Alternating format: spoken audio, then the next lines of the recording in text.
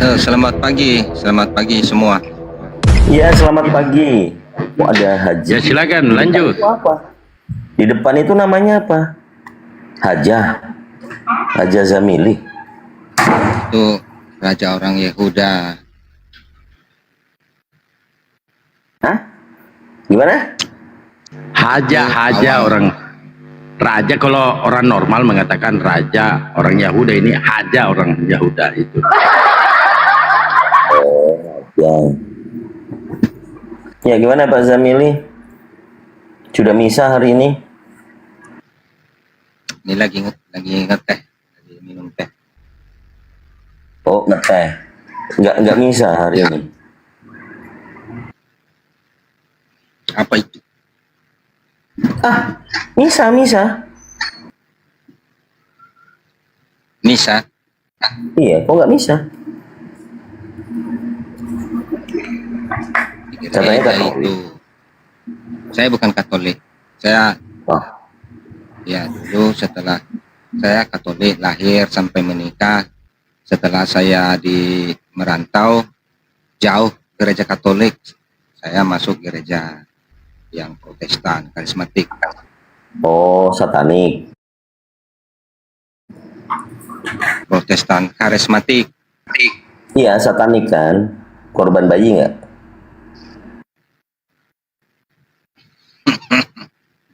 Kamu aja lah ngomong.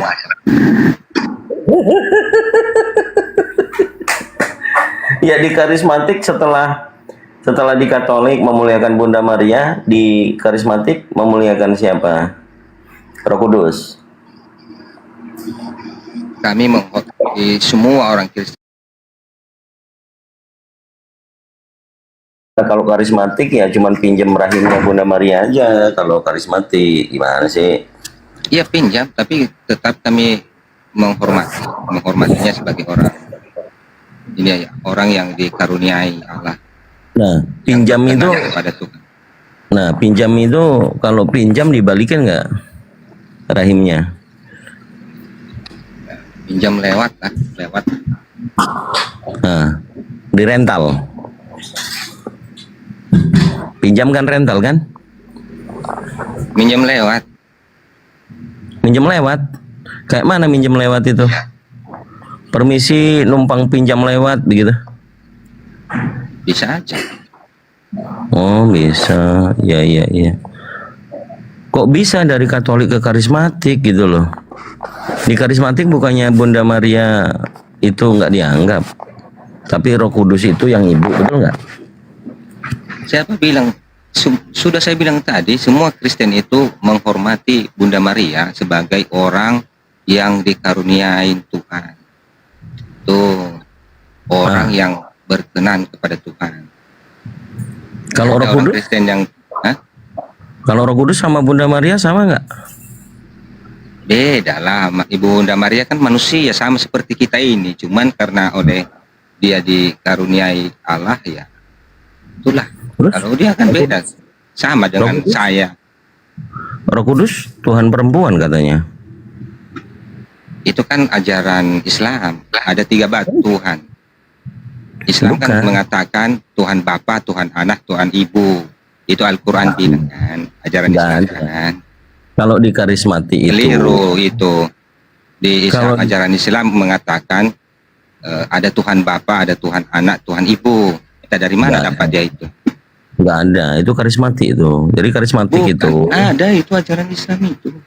Coba aku tanya dulu di karismatik. Ada di Yesus kan- Al-Quran, nanti saya cari ya. Di ajaran nggak Islam perlu, bilang nggak Tuhan perlu, Bapa, nggak perlu. Tuhan Anak, Tuhan Ibu. Dan dari Nggak mana? ada. Nggak ada. Di Al-Quran itu satu Tuhan, yaitu Allah. Nggak ada lagi yang lain. Gini, Zamili. Di karismatik kamu belajar bahasa roh nggak? Emang bahasa roh itu dipelajari ya? Lah kan di karismatik percaya bahasa roh gimana sih? percaya itu kan karunia. Itu karunia ketika lagi berdoa itu kan dikaruniakan. Nah, coba Kan dulu dong. dipelajari. Coba kasih dulu bahasa rohnya. Saya bilang kan itu bukan dipelajari. Nah, diucapkan kan? Kecuali kalau saya bilang sama kamu itu dipelajari, bolehlah kamu bilang kasih dong bagaimana itu. Itu kan bisa aja ketika orang berdoa ya dikaruniain lah. Nah, gitu. Oke. Jadi pendeta itu bener ya, pendeta karismatik ya dibilang si Karaba itu Bapa kami, si Raba itu Roh Kudus. Kamu ini mengada-ngada lah, janganlah menuduh seperti itu. Mana ada pernah saya mengatakan itu? Ada seorang pendeta upload bahwa mempelajari bahasa roh itu gampang. Nah itu dijelasin tuh si raba si karbai bala si karbai. Kayak itu kan kayak mana? Kan? Ketahuan ini. Coba. Saya ketawa lah, kamu lucu. Kamu ini mengada-ngada aja. Bukan, ada seorang pendeta itu, coba dicek bahasa roh di YouTube coba. Itu ada seorang pendeta mengajarkan itu. Si raba paha enak sekali. Paha gitu kan. Ketahuan ini suka raba paha ini. Kenapa sih kalian ini selalu ke tengah-tengah bicaranya? Kan memang begitu dijelaskannya. Memang itu ya kesukaan manusia ya, selalu di tengah-tengah ya. Makanya selalu mau bicara firman Tuhan, mau bicara kelakar, selalu merujuk ke tengah-tengah. Tengah-tengah mana? Tengah-tengah mana? Gini Pak Zamil, sedikit. Di karismatik nih saya tanya. Kalau pergi gerejanya itu bangunan atau ruko? Gereja. Bukan ruko. Apa yang abang tanya ini? Kalau pergi ke gereja, bangunannya ruko atau di mana? Itu ya, ke gereja. Orang karismatik pergi gerejanya ke gereja GPI, ke gereja HKBP, atau ke ruko di mall. Ada yang punya gedung gereja, ada yang ke ruko, bahkan ada yang menyewa, ada yang di hotel. Gitu. Kalau di ruko itu ngapain? Ada juga mimbarnya? Ya itu kan dibuat mimbarnya. Ada perintah buat gereja ke ruko? Ada perintah kami itu berkumpul itu, ya beribadah itu kan pergi beribadah ke suatu tempat. Nah, itu ya udah tempatnya di situ, kami ambil bersepakat udah di situ, nah kita bergereja, apa salahnya? Kita berkumpul di situ. Di ruko itu juga disebutnya di gereja gitu. Ya kami pergi beribadah. Iya, beribadahnya ke ruko atau ke gereja? Mau ke ruko, mau ke rumah, mau ke hotel, yang penting ada tempat. Nah, kalau ke hotel yang nginap lah, tidur semalam. Kalau ke gereja ada roomnya. Ada ruangan. Nah, ruangannya di sebelah mana kalau di hotel? Tanyalah sama orang yang punya hotel. Biasanya dia ada yang punya hotel di sini, diletakkan mana roomnya? Sebelah utara. Ada. Cuman roomnya room karaoke. Ya itu ada juga itu. Ada. Masa yang saya tanyakan begini, yang saya tanyakan begini Pak Zamili sama Pak Dalbu. Kenapa harus di ruko gitu loh? Kenapa? Ya, memang di situ ada tempat. Oh, di ruko itu ada tempat. Ya iya. Jualan. Jualan apa kalau di ruko? Abang ini gimana lah yang mau bingung kan? Jadi gereja karismatik. Bingung abangnya yang ini yang kurang paham. Coba sebutkan salah satu nama gereja karismatik coba. Apa nama gerejanya? Seperti GBI, seperti GPDI. GPDI. Oh, itu punyanya orang karismatik. Hah? Itu punyanya karismatik. GPDI. Punyanya orang karismatik. Iya. Oh, bukan punyanya Tritunggal Protestan yang lain, tapi diakuisisi sama karismatik gitu. Kan bukannya karismatik itu di ruko tadi dibilangnya. Bukannya punyanya orang Tritunggal. Tritunggal itu kan doktrin, dogma, cara mengenal. Itu namanya doktrin, itu cara mengenal. Ya. Iya. Jadi Terus? semua lah orang Kristen. Nah, yang ke ruko rata-rata siapa? Rata-rata siapa? Orang yang mau beribadah. Nah itu, kok beribadahnya ke ruko? Emang kenapa di rumah, kenapa di pondok pun boleh? Nah kan ruko kan Jangan tempat di jualan, ruko, di bukan tempat pondok pun beribadah. boleh. Sebentar gini loh. Kalau umumnya ruko itu buat jualan, bukan tempat ibadah. Ya, Emang? kenapa kalau saya punya ruko, kami beribadah di situ, kenapa misalnya? Apalah, kenapa? Dilarang. Nah, disahkan nggak ruko itu nama gereja apa? Gereja Ruko Tiberias atau apalah gitu? Kan enggak. Kalau di ruko tidak ditulis di situ, ini gereja, tidak. Nah iya Tempat makanya. ibadah. Makanya kalau ruko Nggak itu gini, kan tempat gereja itu kan bangunan. Nah, kalau Dan ruko ibadah emang itu bukan bangunan. beda ibadah, beda gereja. Ini harus dipisahkan. Oh. Gereja itu adalah bangunan, ibadah itu adalah orang-orang. Nah, yang- kalau ruko Ya bangunan. tempat jualan, betul? Ya terserah mau jadikan tempat jualan, mau tempat jadikan penginapan, mau tempat tinggal di sana. Itu kan tergantung orang punya. Setiap hari apa rukonya buka buat ibadah? Ya kapan aja jadwal ibadahnya. Oh, jadi selain pas hari Minggu misalnya, setelah hari Minggu, misalnya selesai buat ibadah, Seninnya dibuat apa rukonya? Yang biasanya nggak ada. Memang itu dikhususkan untuk tempat beribadah. Oh, jadi kosong. Kosong. Yang nunggu siapa yang nunggu? Yang nunggu tanyalah sama. Oh ini ada. Tapi hal yang tidak bisa kita pungkiri, Pak Zamili tadi, orang kalau beribadah pasti ke gereja kalau orang Kristen. Ini pertanyaannya sebenarnya memang faktanya banyak beberapa Kristen itu ibadah itu dia di ruko, bahkan tadi dikatakan di hotel. Betul.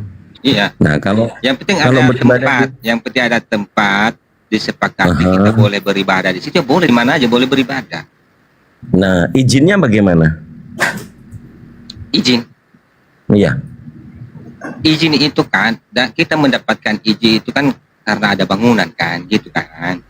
Lalu kita Bukan, ini yang saya bilang, izin ruko itu untuk jualan atau untuk jadi gereja sementara? Oh gini bang ya, kalau kita membeli ruko, pada umumnya ruko itu kan tadinya itu kan bisa orang berbisnis di sana atau mau ditempatkannya untuk apa. Setelah menjadi milik seseorang ruko itu, ya dia akan memfungsikan apa dia. Contoh ini, ada orang, oke lah, saya mau fungsikan ini biar orang bisa beribadah di sini. Setelah itu dijadikan, di situ kan ada RT RW, ada di situ kelurahan, itu kan diurus. Kami kan akan beribadah di sini. Iya, betul. Jadi diizinkan, ada surat izinnya gitu, bahwa ruko ini bukan tempat jualan tetapi tempat ibadah, begitu. Bukan mengatakan bukan tempat jalan, tapi di sini di ruko saya ini kami akan selalu di sini memberikan tempat. Saya berikan Ketahuan tempat kan? ibadah. Pak Zamili ini ternyata yang membeli ruko-ruko untuk ibadah. Pak Zamili ini orangnya berarti. Betul Pak Zamili. Berapa ruko yang ditempati buat ibadah? Tempatnya Pak Zamili ini. Kamu ada-ada aja lah kalau bicara. Nah, tadi bilang ruko saya membuat izin. Ya berarti Pak Zamili lah yang memang yang beli toko buat ibadah. Terus berapa orang jemaatnya yang di ruko itu? Tadi kamu kan bilang bagaimana jadikan. Jadi saya kan memberitahukan kamu itu prosedurnya. Gitu. Apa sih? Misal teman, misal ada di jemaat kami itu kan. Nah, kan jemaat kami berarti Pak Zamili ini pendeta. Betul? Kalau kami satu gereja itu menyebut teman-teman yang lain itu jemaat. Sama orang lain juga menyebut saya jemaat. Berarti salah tadi dibilang. Iya. Teman-teman itu orang misalnya ada orang berbicara tentang saya, dia abang tanya sama dia, itu Jamil itu Coba sama gereja, lihat di iya bawah. itu jemaat kami. Boleh Oke, kami lihat di bawah. begitu. Ini nih Pak Zamili, coba lihat di bawah. Nggak masalah Bang Dito, ruko tempat bisnis perpuluhan juga kan bisnis. Nah, betul itu. Oh, berarti ruko itu bukan jualan tapi mengolek perpuluhan begitu ya? Bisnis. Begitu Pak Zamili. Ada aja kalian. Lah itu. Ah, gimana dong? Aduh, terus kalau ibadah di ruko, apakah meyakini Tuhan Emang akan apa? Emang orang Kristen aja nggak risih tentang perpuluhan, kenapa kalian yang risih tentang perpuluhan? bukan masalah risih, pertanyaannya kan kalau Perpuluhan orang ibadah, itu seperti yang tersudah di dalam Maleakhi 3 ayat 10 itu, bawalah segala persembahan perpuluhan di rumah Tuhan supaya ada persediaan makanan. nah, Itu Pak jadi Zamili itu bayar bulan perpuluhan itu berapa? kegunaannya supaya pelayan-pelayan Tuhan ini ada persediaan makanan untuk mereka. Dan itu bukan hanya untuk mereka. Makanya nanti dalam kekristenan itu kenapa mereka bisa membantu anak-anak yatim, bisa membantu janda-janda. Dari situ uangnya. Janda di mana? Mana pernah tahu? Bohong ya. Pantesan kan Jadi kita kalau panti asuhan dari Kristen itu yang bantu umat Islam. Oh, iya. Masuk kantong berarti. Alasannya operasional, bayar pelayan-pelayan, pendeta. Mana ada nyampe ke janda-janda? Nggak ada. Tapi gini loh Pak Zamili. janda-janda. Pak Zamili, Contoh ya, contohnya di gereja kami. Gereja kami itu di mana? ya Di ruko. Gerejanya Pak Zamili di ruko. enggak lah. Oh enggak. Tapi Terus? ada juga misalnya buka yang baru buka itu masih di ruko. Tapi di gereja yang kami beribadah sekarang ya itu sudah ada di tempat gereja. Oh, jadi pindah dari ruko ke bangunan gereja asli gitu. Iya dulu waktu awal-awal dari ruko. Iya memang ya saya jujur aja waktu tahun 2007 orang pendeta kami itu orang Manado merintis itu baru-baru pertama membuka itu memang di ruko. Tuh setelah terus? itu setelah punya duit. itu jemaat itu banyak itu baru ini dibangun, bahkan sekarang mau dibangun nih besar sekalian buat sekolah STT. Nah duitnya dari mana itu? Nah itulah kehebatan orang Kristen, nggak pernah bikin jaring di jalan. Disitulah bukan. perpuluhan tadi, perpuluhan dari dan perpuluhan. ada pembangunan. Iya, contoh ya misalnya kita mau membangun gereja, mari berdoa supaya Tuhan cukupkan. Nanti jemaat-jemaat itu beri itu seperti saya misalnya ada rezeki saya beri, udahlah saya beri 1 juta atau 500 gitu. Jadi sehingga terbangun gereja itu. Nah berapa? Berapa perpuluhan yang dikasih? Perpuluhan itu kan tergantung gaji saya. Nah contoh lah, Bapak kasih berapa? 1 juta. Berarti gaji Bapak Kalau 10 juta. 1 juta berarti gaji saya 10 juta kan begitu kan. Kalau gaji saya 5 juta berarti berapa 500 kan. Ya itu saya tahu itu. Saya tahu itu. Nah begini. Kan tadi awalnya di ruko. Kemudian pindah ke bangun gereja sambil bangun sekolah dan segala macam. Sekarang lagi bangun. Itu rencananya itu 10 miliar biayanya itu. Sudah berdiri tiang-tiangnya sekarang. Kalau sekarang lagi bangun tidurnya kapan? Ya udahlah. Kau ini bagaimana kamu ini? Lagi membangun. Sekarang tiang-tiangnya udah berdiri. Itu menurut kontraktornya itu biaya itu sampai lebih 10 miliar.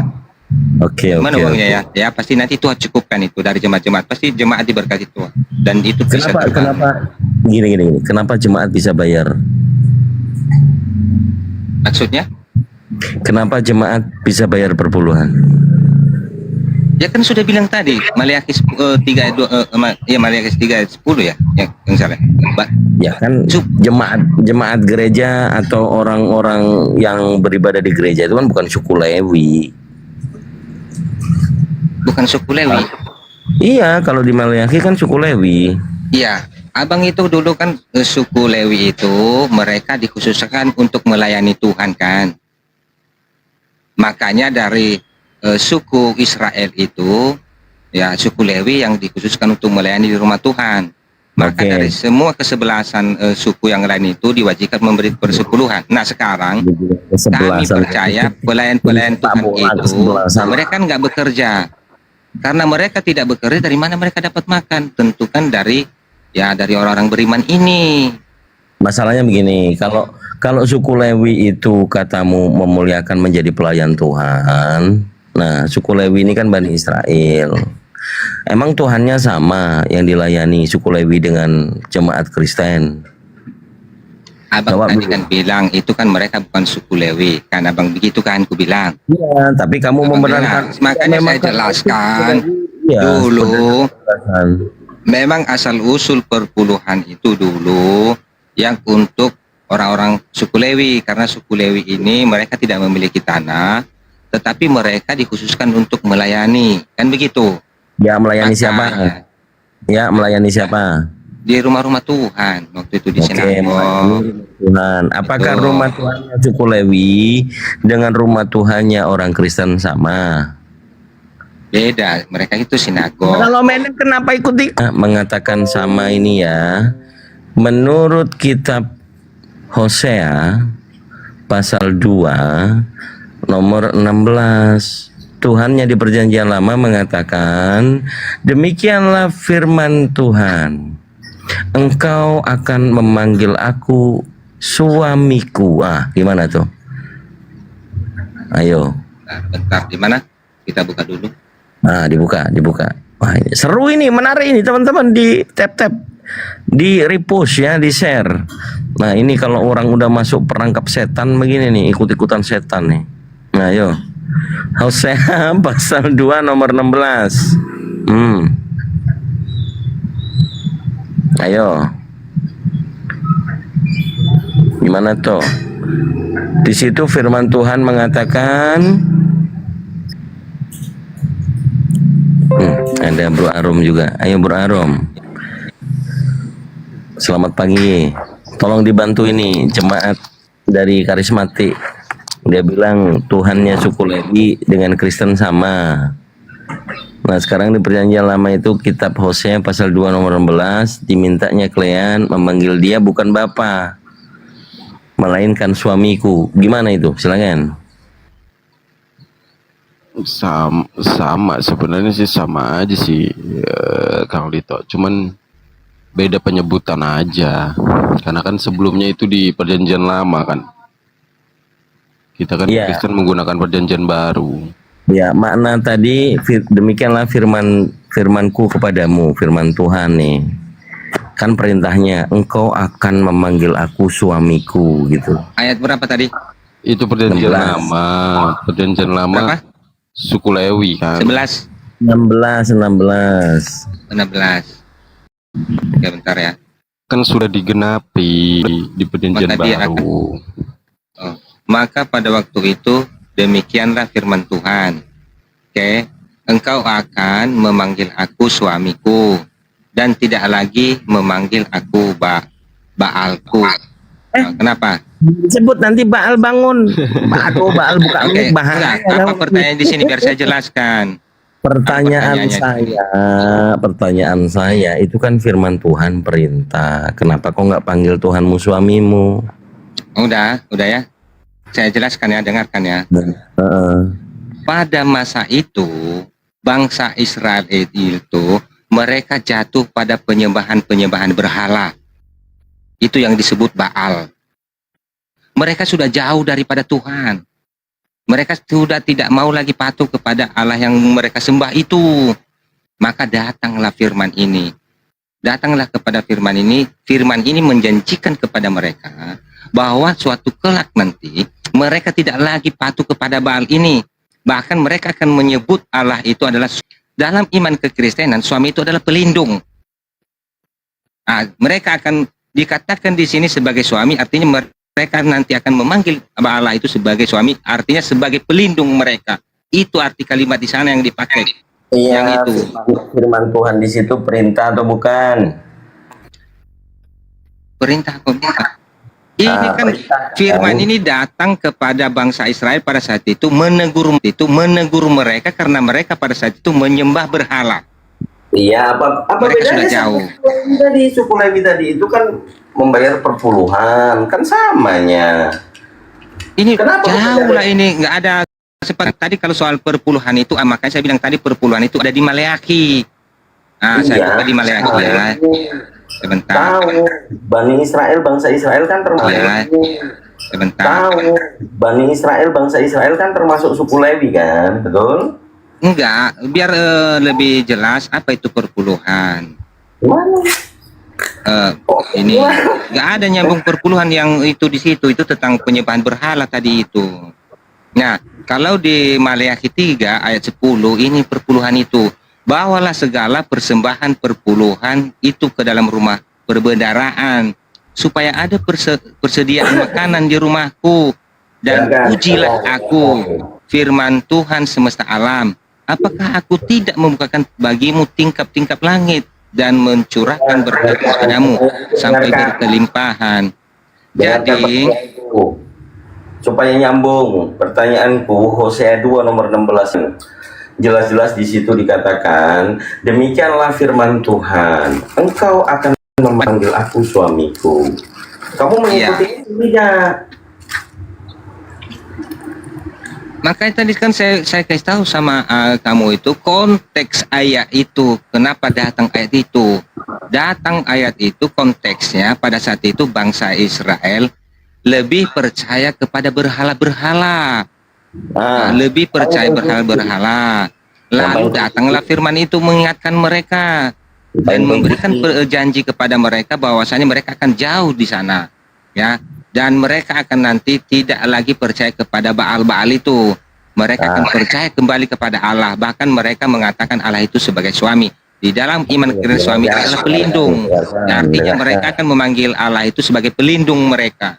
Dengarkan. Yang berfirman tadi siapa? Apalah. Siapa yang berfirman? Oke. Yang dia mengatakan engkau tidak akan memanggil aku Baalku siapa? Ya itu Elohim. Berarti Elohim mereka kan selagi menyembah, mereka mengatakan Baal-Baal yang mereka sembah itu itulah Allah mereka. Coba kau baca lagi, engkau akan memanggil aku suamiku, tidak lagi memanggil aku Baalku. Siapa yang Baal di situ? Iya, kan sudah saya bilang pada saat itu mereka menyembah Baal atau patung-patung atau berhala ini, mereka mengatakan itulah Allah. Orang Israel ini dalam kesesatan mereka ini datanglah firman Tuhan. Yang itu Baal siapa? Yang Baal kepada Hosea. Yang Baal siapa? Engkau akan memanggil aku suamiku dan tidak lagi memanggil Baalku. Nah, Baalku siapa?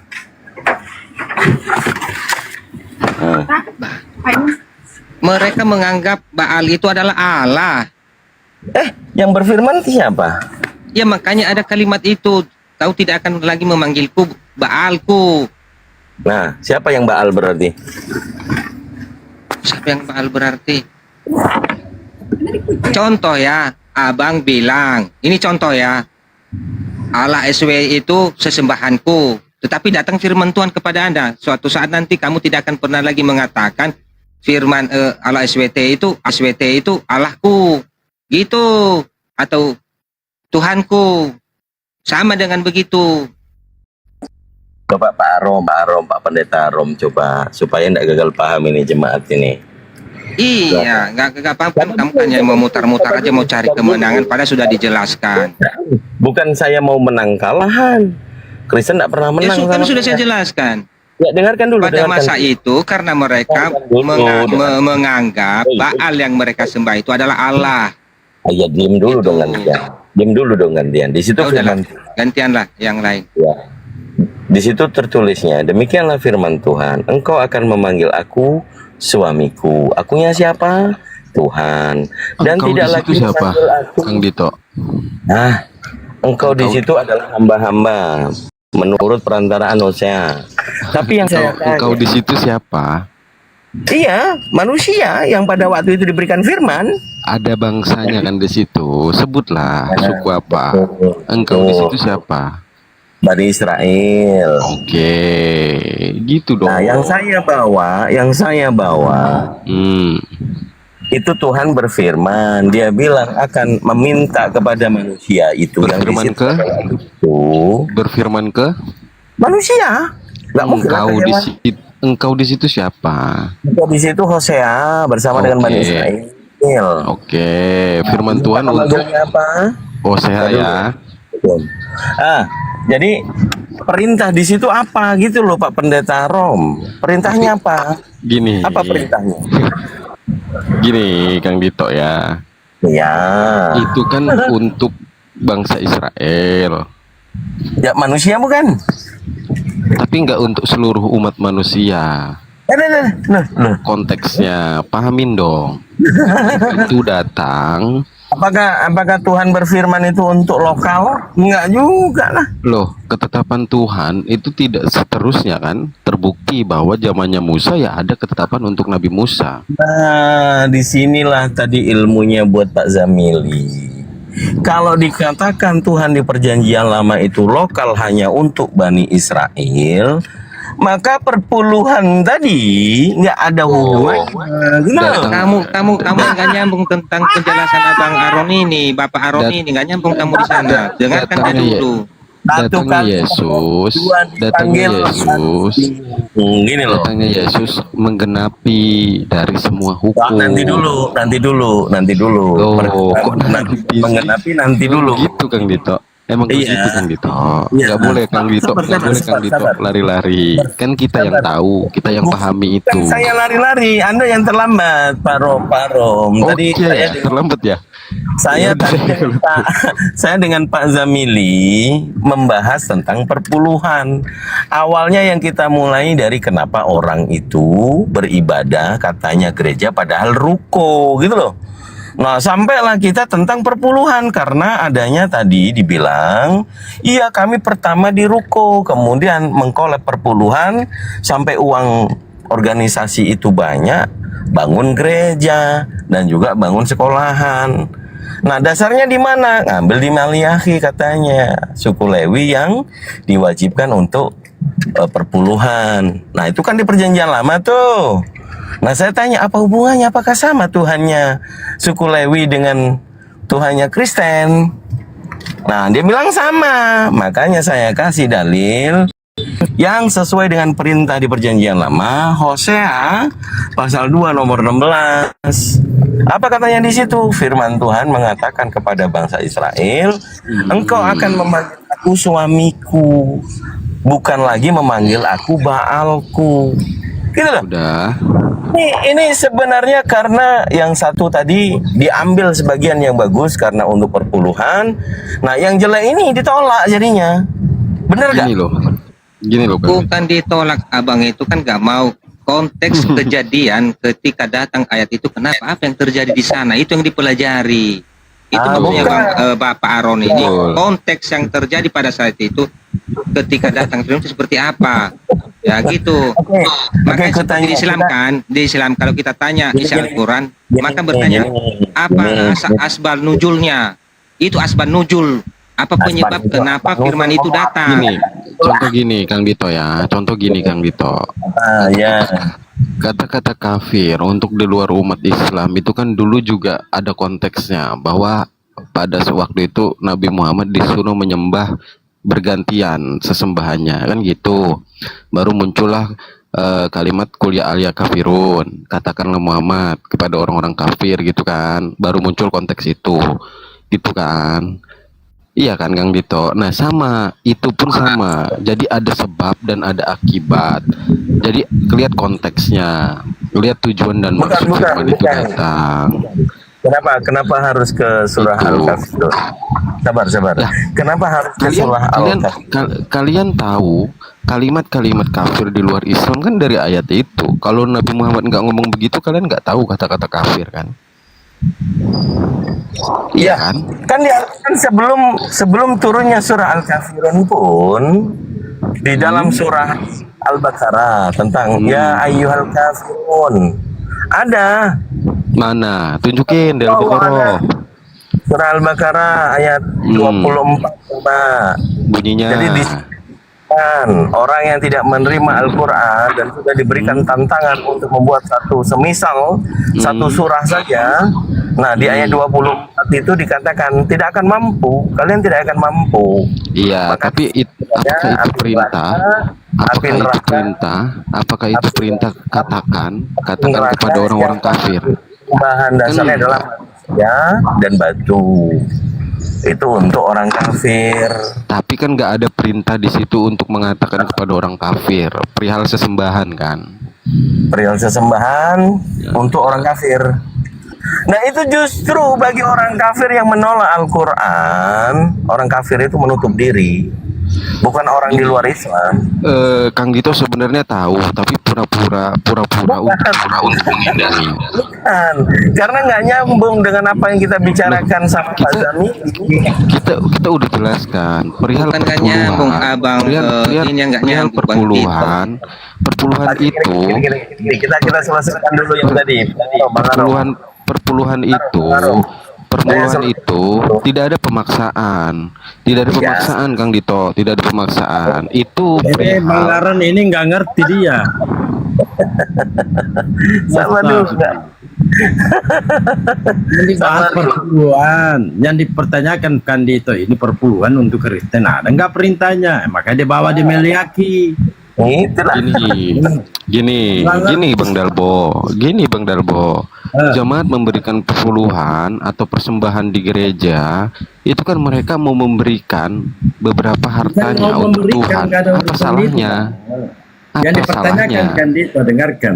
Perpuluhan itu kan dasarnya dari suku Lewi. Nah, Kristen mengadakan perpuluhan itu dasarnya di mana, itu yang dipertanyakan. Oke, saya jelaskan ulang ya. Saya jelaskan. Bukan dulu, Saya biarkan jelaskan. dulu Bang Aron. Biarkan dulu Bang Aron. Coba Bang Aron. Karena Bang Aron ini lebih apa ya?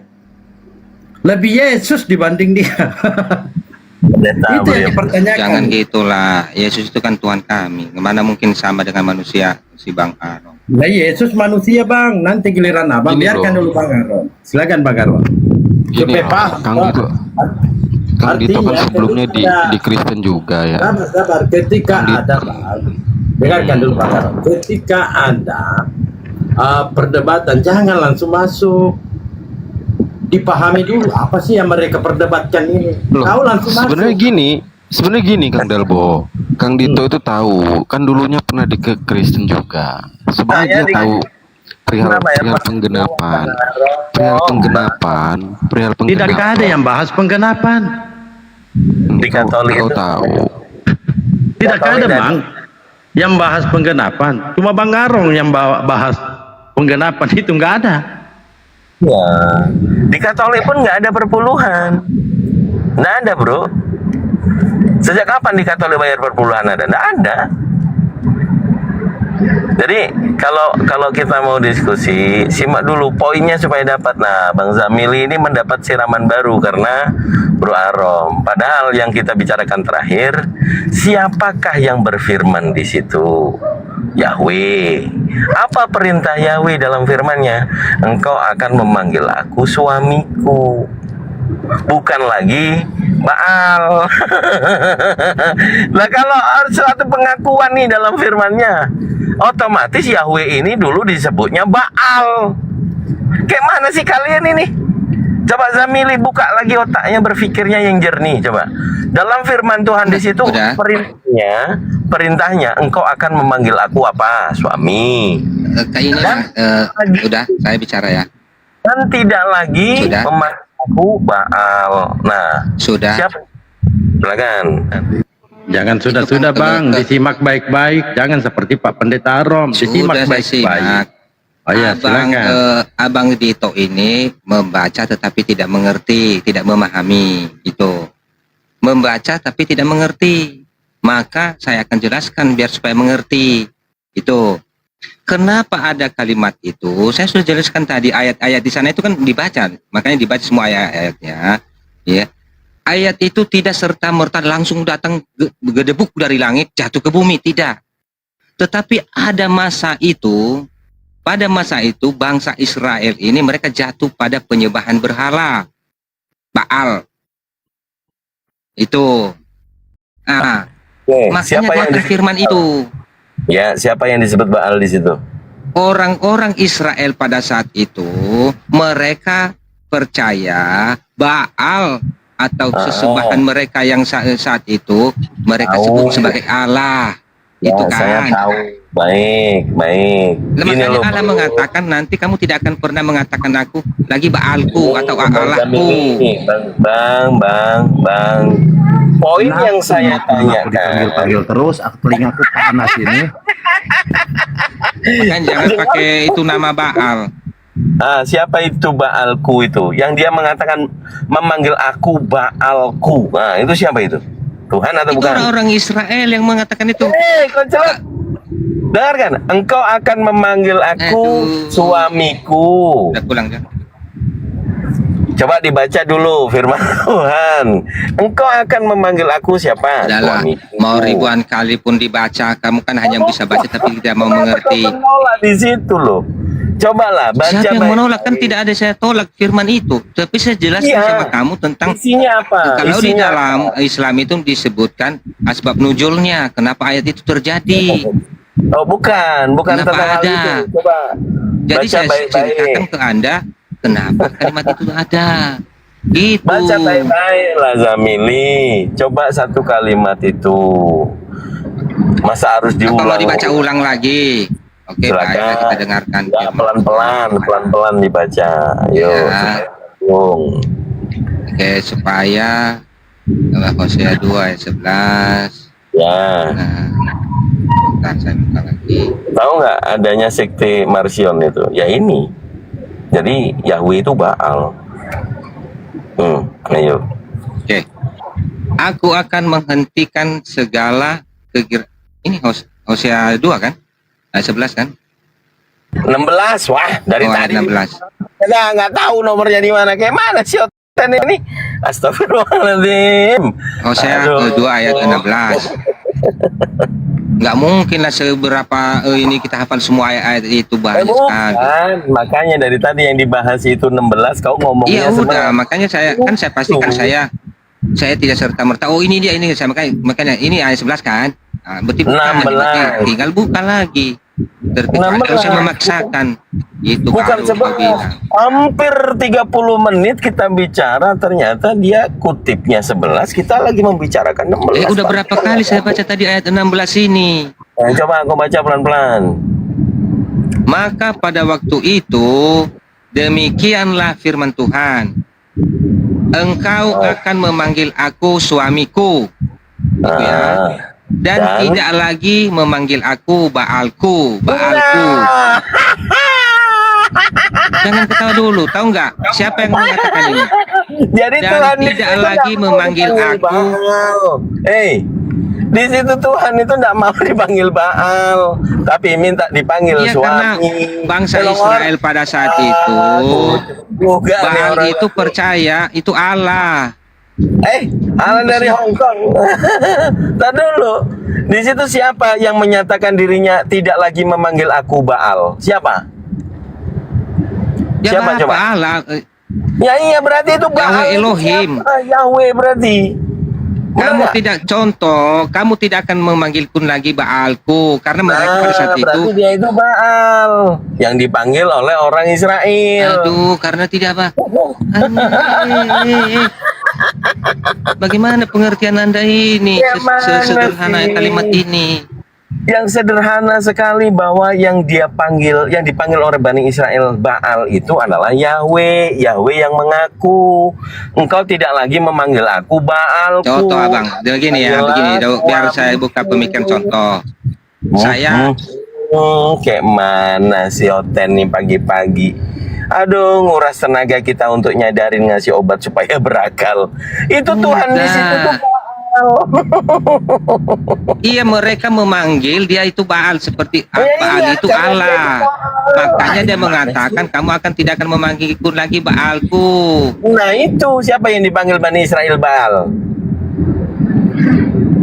Baal Siapa itu yang mereka dipanggil menganggap Bani Israel Baal? itu Allah. Ah, kan Tuhanmu Baal berarti. Yahweh itu Baal, Loh, goblok. Kalau contoh saya memanggil kamu ini, contoh Apa? orang keliru, apa kamu orang keliru? Lah, kan di situ Saya perintahnya mengatakan, kemudian. Dito ini orang Perintahnya keliru. kemudian. Dito orang keliru berarti Perintahnya- karena pernyataan saya Dito ini orang keliru berarti dia orang keliru. Begitu keliru pengertian itu yang Pak harus Zamili. dipakai. Bro, Zamili. Saya orang Israel. Oke, Itu Bro contoh Zamili. saya mengatakan Dito ini orang keliru. Apakah sebenarnya kamu orang keliru? Kamu akan Yang menjawab kedua. saya. Ya, suatu nanti kamu tidak akan mengatakan saya ini orang keliru. Nah, Karena kamu bukan orang keliru. oke, kembali. Itu pembukaan Jadi, logikanya. jadi, apakah benar yang mengakui dirinya disebut Baalku itu Tuhan, Yahweh atau bukan? Apa? Yang mengakui di situ tidak lagi memanggil aku Baalku, aku di situ Yahweh kan, Tuhan perjanjian. Ya, Elohi. Nah, disebutnya Baalku kan. Dulunya disebutnya Baalku. Tapi dia memerintahkan akan minta dipanggil siapa? Dulu dia dipanggil Baalku. Kemudian di firman itu dia meminta dipanggil apa? Di ayat tadi suami. Nah, kau sekarang panggil Tuhanmu apa? Ya suami dalam artinya pelindung. Mana ada suami pelindung? Ya dalam dalam konteks kami kan suami itu sebagai pelindung. No, jadi Di mana suami itu artinya pelindung? Suami itu pasangannya istri. iya, suami itu dalam konteks iman kami adalah pelindung. Coba cek definisi suami, sebutan untuk laki-laki yang beristri. Iya, sebutan untuk laki-laki yang ya, beristri. suami. Nah, Tetapi terus konteksnya suami kalau ini adalah suami pelindung. tidak disebut suami, istrinya siapa?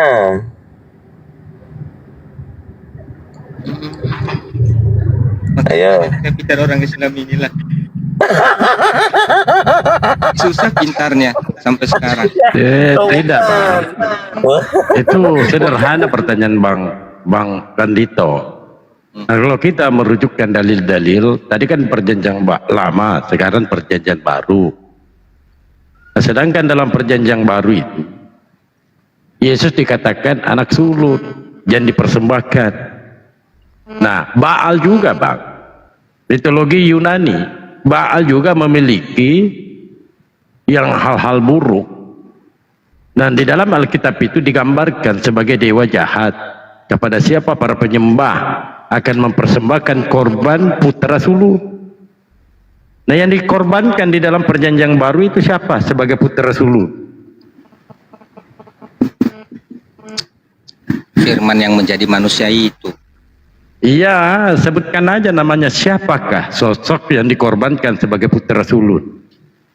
Yesus. Jadi apa bedanya dengan Baal tadi? Apa Ya kan? bedanya dengan Baal? Baal juga meminta persembahan untuk korban putra sulung. Itu Iya. apa bedanya, Bang? Dengan orang-orang Ya, Kristen Beda, Bang. menumbalkan anak sulung. Apa bedanya? Baal itu kan meminta itu untuk dirinya, untuk penyembahan untuk dirinya. Apakah Anda lakukan? Anda Baal lakukan kan? Untuk Baal. Enggak lah. Baal gergetan dong Baal. Baal meminta Baalnya korban bawa anak baru sulung, ya, laki-laki sulung atau putra sulung. Nah, Yesus ini anak sulung kan? Dikorbankan juga kan? Siapa yang korbankan Yesus? Berarti nggak pernah baca Bible ini. Enggak. Ayo ayatnya kita buka biar bisa dipelajari. Kan gitu. Jangan asal Kau baca aja. coba di Lukas 2, 22, 24. Nah gitu kan lebih bagus kalau dengar firman Tuhan biar bisa Iya, dijawab betul. suatu saat. Silakan. Di mana tadi? Assalamualaikum Sebentar, saya buka dulu. warahmatullahi wabarakatuh. Lanjut. Waalaikumsalam. Di mana tadi? Coba di Lukas 2, 22 sampai 24. Lukas. Ini sama ya. Kandito izin Kandito ya, enggak lari dari materi Kandito. Ini Tuhan huruf besar semua. Begitu juga di Hosea 2, 16 itu huruf Tuhan huruf besar semua. Sudah. Ya silakan. Oke, Lukas 2 ayat 22 sampai 24. Dan ketika genap waktu pentahiran, menurut hukum Taurat Musa, mereka membawa dia ke Yerusalem untuk menyerahkannya kepada Tuhan. Oke. Seperti ada tertulis dalam hukum Taurat, dalam hukum Tuhan, semua anak laki-laki sulung harus dikuduskan bagi Allah. Dan untuk mempersembahkan korban menurut apa yang difirmankan dalam hukum Tuhan, yaitu sepasang burung terkukur atau 2 ekor anak burung merpati. Apa pertanyaannya di sini? Yesus ini diserahkan kepada siapa? Nah, Maria itu orang Yahudi. Saya enggak nanya Maria, Bang. Yesus. Saya jelaskan perjalanannya. Kenapa dia dibawa ke sana? Nah itu bukan Oke. Maria yang bawa, Bang. Bukan Maria. Jadi siapa yang bawa?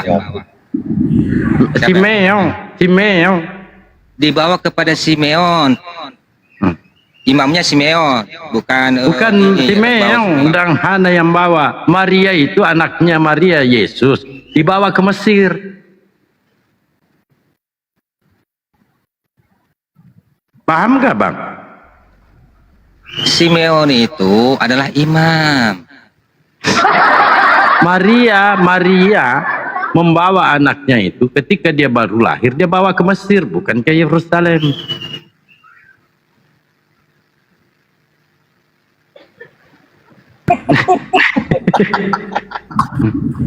Pasti abang ini.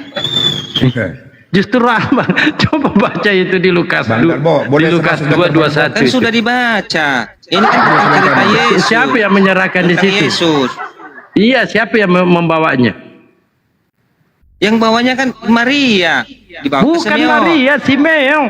Maria itu anaknya sendiri yang dibawa ke Mesir. Matius 2 nomor 1 sampai 15. Nah, dapat poinnya kan? Dengar. Oh iya, dengar. Yang kita baca ini tentang Lukas 2. Betul. Oke. Beda dengan Matius yang Anda baca itu tentang pelarian. Enggak beda, Bang. Apa enggak beda? Maria coba Jadi dibaca, pokoknya Bang. Yesus Matius disunat dan 2. diserahkan kepada Tuhan. Iya, Matius itu kan harus, bukan artinya dia disunat di situ, tidak. Dan sedangkan Maria membawa anaknya ke Mesir. Dibaca coba itu Matius 2 nomor 2 sampai 15 atau nomor 1 Iya, sampai tahu 15 itu. lah. Aku tahu dibawa lari ke Mesir. Umur berapa dia dibawa ke Mesir? Umur berapa? Nah, pada saat itu kan ada perintah. Enggak, biar kalian tahu. Karena perintah ini, Raja Herodes ini, dia kan karena mendengarkan berita daripada ketiga gembala itu, lalu Herodes ini menyuruh semua anak-anak yang lahir pada malam itu, sampai 2 tahun, itu supaya dibunuh atau dibumbung. Betul. Itu. Nah, Maria membawa anaknya itu, Pak. Ketika mendengarkan informasi dari suaminya melalui mimpi, disampaikan oleh malaikat. Nah, Iya. di sini sabar. Di sini di Matius 2. Ya, di Matius nomor 2, nomor 1, nomor 2 sampai dan seterusnya. Di sini dan bertanya-tanya di manakah dia? Raja orang Yahudi yang baru dilahirkan. Apa makna yang baru dilahirkan? Artinya baru lahir, mungkin hari ini atau malam. ia baru dilahirkan. Baru dilahirkan kan di 15-nya. Jangan dulu saya buka ya. Maka Yusuf pun bangun, Pusing dia. diambilnya anak itu serta ibunya malam itu juga, lalu menyingkir ke Mesir. Itu Bang. Sudah? Jadi perlu dipertanyakan, yang Sudah, dibawa ya? oleh Pak Meong ini siapa? Karena di umurnya 8 hari. Ya silakan. Oke. Yang disuruh bumbung pada saat itu sama Herodes itu, sejak dia memberikan perintah itu sampai anak 2 tahun. Betul. Itu kan? Hmm. Artinya tidak menutup kemungkinan berarti hari ini berarti kenapa dia bunuh yang anak 2 tahun? Kalau hanya hari itu. Berarti ada masa. Itu perhatikan itu. Kalau Coba memang dibaca pada baik-baik, saat Bang. itu, Coba dibaca Ya. baik-baik. Matius 2 sudah nomor saya baca 2. baik-baik itu. Apa isinya, Yang Bang? dibumbung itu hari itu sampai anak yang 2 tahun.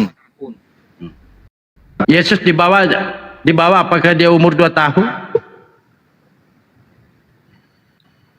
Ya saya tidak tahu berapa hari sudah. Ini dia baru lahir, makanya dibaca baik-baik, Bang. Dia baru lahir loh. Kok baru lahir? Lalu Yusuf diperintahkan oleh malaikat melalui mimpi untuk membawa Yesus beserta ibunya ke Mesir. Sudah? Mas, jangan sudah pahami dulu. Iya, aku tahu. Oh iya, silakan. Ya. Orang tiga gembala yang datang itu, Gini.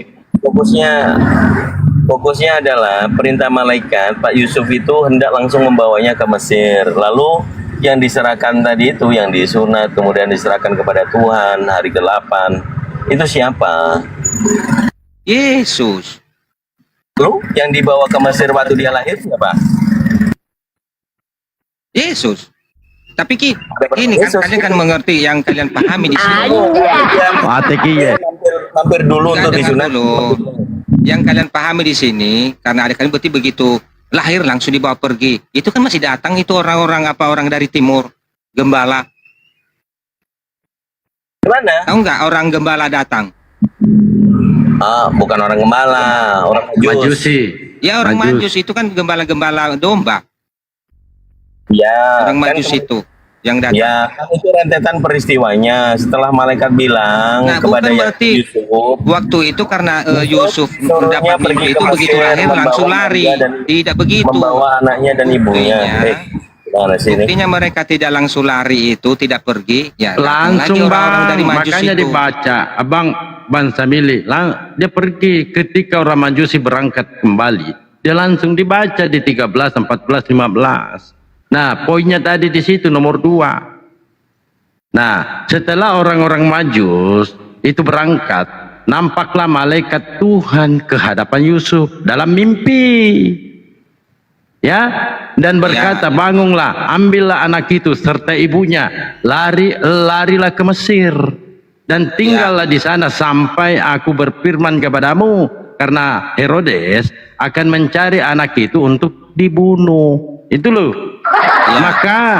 Maka Yusuf bangun, Ya, mengambil anak itu beserta ibunya untuk dibawa ke Mesir. ya, bangun. Nah, di dalam kalimat itu bukan serta-merta di situ begitu lahir langsung lari. Ini dibaca dulu Bang. Iya dibaca, tapi kamu harus memahami. Iya baca kenapa dulu. orang-orang Abang timur sendiri dari yang Majus baca itu lah, datang. supaya lebih paham. Abang sendiri yang baca di 13-nya. Saya sudah baca di ayat itu memang begitu datang perintah itu, ambillah anak itu. Belum dibaca, nggak boleh. Memang itu, ambillah anak itu. Ya kau baca dulu lah. Oke, saya baca firman Tuhan. Silakan baca. Oke. Yang mana Anda mau dibacakan? 13-nya. Matius 2:13.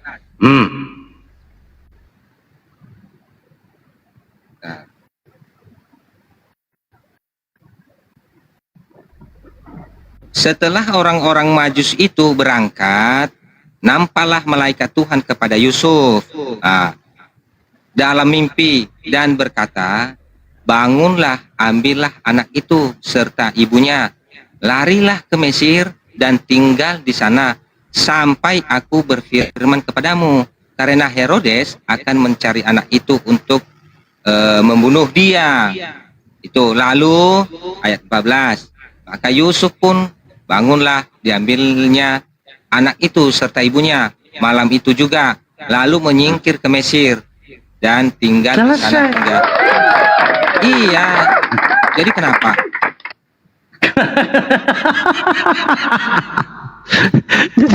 Jadi siang hari ya dia bangun, dia ketemu orang Majusi itu berangkat. Malamnya Yusuf bermimpi. Malam itu juga dia bangun mengambil ibu dan anak itu lalu dia bawa ke Mesir. Paham sampai sini, Bang? Iya, saya paham. Selesai. Nah, pertanyaannya yang di Lukas 1, di Lukas berapa? Di Lukas 2:21 itu Yesus siapa itu yang dibawa kepada Yahweh? Yesus yang anak Maria. Ini anak Maria ke Mesir dia. Itu Simeon yang bawa, Simeon. Meong. Apanya Simeon yang dibawa kepada Simeon, bukan Simeon yang bawa. Oh, coba dibaca lagi di Lukas 2. Ada yang dibawa. Dibaca, Pak. Yesus disunat dan diserahkan kepada Tuhan, Simeon dan Hana. Nah, ini. Di Lukas 2, di Matius 2, saya baca ulang ya, siapa tahu beliau belum paham. Di Lukas 2 nomor 2, di Matius 2 nomor 2, dan bertanya-tanya di manakah dia orang raja orang Yahudi, yaitu baru dilahirkan itu. Baru dilahirkan. Ya, Kalau baru dilahirkan kira-kira berapa hari, Pak? Ya, bisa seminggu, bisa 10 hari, bisa 1 bulan. Enggak bisa, Bang. Enggak ada, Kandito. Bisa 1 Istrimu hari. baru melahirkan. Tidak mungkin pemikiran Kandito ini, oh istri saya ini 1 minggu loh. Yang namanya kata-kata baru. Ya, baru itu bukan berarti hanya 1 hari, dilahirkan. bisa 1 minggu, bisa 2 minggu, bisa 1 bulan, itu baru. Enggak. Coba yang saya tanya dulu yang waras. Yang waras dulu saya tanya. Ya siapa saja boleh jawab ya, yang waras. Ada kabar untuk saudara. Contoh Kandit atau Pan Baal, Al-Hidayah, Tanya Paris. sama orang Kristen, tanya sama orang Islam. Yang waras dulu, Bang. Yang saya tanya ya. Saudara-saudara, ada kabar gembira nih. Istrimu baru saja melahirkan. Kira-kira apa tanggapan saudara? Semua tanpa terkecuali, kira-kira tanggapan saudara apa? Sudah menjadi ayah baru, mudah-mudahan anaknya soleha gitu kan.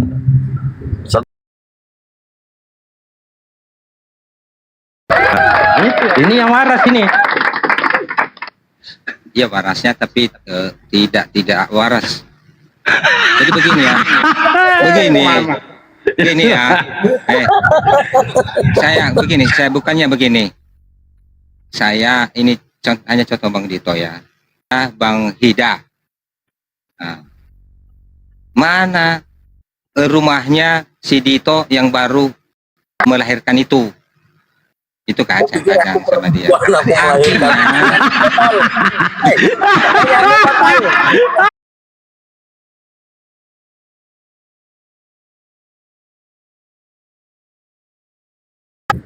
Iya, tapi jangan bilang aku melahirkan istriku. Mana sih bertanya ini bingung. Tapi nggak ada perempuan di sini. Siapa yang mau kita tuju-tuju di sini? Ya, rapi aja lah, rapi aja. Jadi begini, artinya saya bertanya itu kan saya tidak tahu kepastian kapan. Yang saya tahu baru. Kamu tahu kepastian kapan? Orang kamu aja nggak bisa lihat saya laki-laki kok bilang Kang Dito melahirkan. Macam mana kau ini? Kan saya bilang tadi hanya contoh loh. Iya, contoh istrinya Kang Dito Makanya melahirkan. sebelum itu saya minta maaf kan.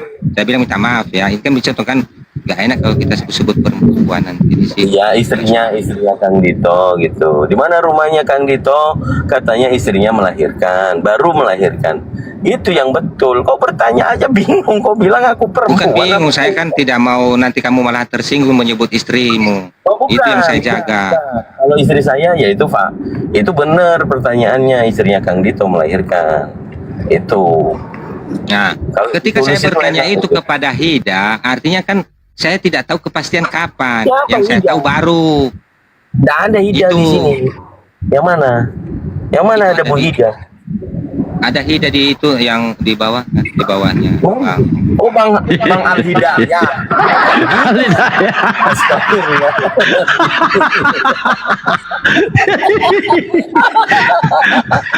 Enggak, kan di sini kan Hida. Alidaya, Alidaya. Coba tampilkan suaranya, perdengarkan suaranya. Kok disangka ibu-ibu loh? Bukan, saya kan bukan menganggap dia ibu-ibu, saya kan bertanya sama dia, misalnya saya bertanya sama dia, kan itu yang saya bilang. Waalaikumsalam. Cek. Ya lanjut bang, lanjut bang. Maaf. Tadi kan saya bilang tadi, misalnya saya bertanya sama Abang Hilda ini, itu Alidaya saya bang, bertanya. kalau Hilda itu ya rujukannya ke perempuan. Hilda, Alidaya, Hilda. kalau Hilda ya pasti perempuan lah. Al-Hidayah bukan Hilda. Coba perjelas dulu namanya Bang Al-Hidayah. Nanti keberatan orangnya nggak enak. Sebut dulu. Bang Al-Hidayah. Kocak Al-Hida. pagi-pagi. Enggak yang nampak ya. Bro Zamili pagi-pagi udah ngocok perut orang. Aduh, dasar pengikut-pengikutnya Mbak. Aduh, Allahu Akbar. Tapi menarik loh tadi itu. Itu fakta ternyata antara Lukas dengan Matius ini berbeda sumber. Ya kan? Kalau Matius tadi menurut malaikat, Pak Yusuf sudah disuruh melarikan diri ke Mesir. Tapi Lukas mendapatkan informasi Yesus yang baru lahir itu hari ke-8 disunat, diserahkan kepada Tuhan. Nah ini Yesusnya ada dua, yang satu dibawa kabur ke Mesir, yang satu disunat, diserahkan kepada Tuhan. Ternyata Tuhannya Tuhan Baal. Gimana tuh? Ayo. Nah, masih belum nyampe, belum fokus, Bang Zamili. Udahlah, kau tinggalkan saja Bibelmu itu bikin pusing, ya kan? Perintah Tuhan, ternyata Tuhan itu pernah disebut Baal. Kita kembali lagi yang tadi. Tuhan loh yang kamu tidak lagi memanggil aku Baalku. Ini pengakuan dari Tuhan Yahwehmu itu yang tadi kau samakan dengan Tuhannya orang Yahudi. Nah, tinggal nunggu nih tokohnya nih. Orang Yahudi gimana ini? Apakah benar Yahweh di situ Baal? Aduh. Kayak mana sih? Ya udahlah Pak Zamili. Kalau sudah dari Katolik ke Kristen, Protestan, apalagi karismatik, semakin tidak terang jalanmu, semakin gelap. Katolik itu ada KGK 841 terhadap orang Muslim, imannya adalah sama, iman Abraham, yaitu satu Tuhan, yaitu Allah Sang Maha Rohim. Mana ada sama Tadi Tuhannya apa? Islam sama Katolik. Saya dulu Katolik, saya bahkan Ya. saya pelayan termuda di Katolik dulu, umur 12 tahun saya sudah melayani di gereja orang tua. Jadi saya mendapatkan sertifikat di kecamatan Oke, itu, kecamatan kami. kita pakai data. KGK Ada sama. 841. Tidak disamakan bang. Katolik yang menyamakan, Katolik yang menyamakan. bukan umat Mana Islam. ada Katolik menyamakan? Iya, dengan sabar ke- bang, saya tampilkan dulu datanya bang. Sabar bang. Jangan ngada-ngada kalian, sehingga Iya, kalian mau terserah, menganggap Bang, Tuhan lah. yang kalian Kan sembah ya hati. survei yang membuktikan bang, survei membuktikan. Tidin tidin tidin tidin tidin tidin tidin tidin tidin tidin tidin. Gitu bang. Paham. Sebenarnya ini parah, ini barang ini parah. Tidin tidin tidin tidin. Tapi entahlah abang percaya nggak KGK? Dibayar KGK 84 nomor 1.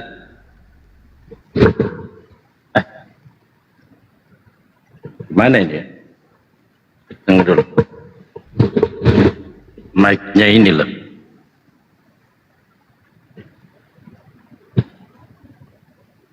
hubungan gereja dengan umat Islam, namun rencana keselamatan juga merangkum mereka yang mengakui Sang Pencipta. Di antara mereka terdapat terutama kaum muslimin yang menyatakan bahwa mereka berpegang pada iman Abraham dan bersama kita bersujud menyembah Allah yang tunggal dan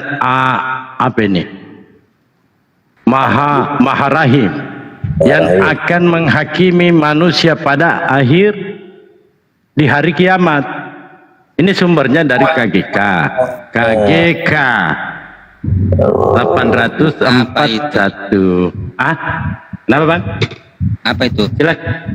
Katekismus Katolik. Gimana sih? Kau bilang dari Katolik. Gimana? Nah, ikan Katolik ada nggak di bawah di Katolik mengaku Allah mereka yang mereka sembah sama dengan Allah SWT? 841. Mana ada? Nggak ada itu. Nah, tadi Itu tadi datanya Bang. Data apa? Itu KGK.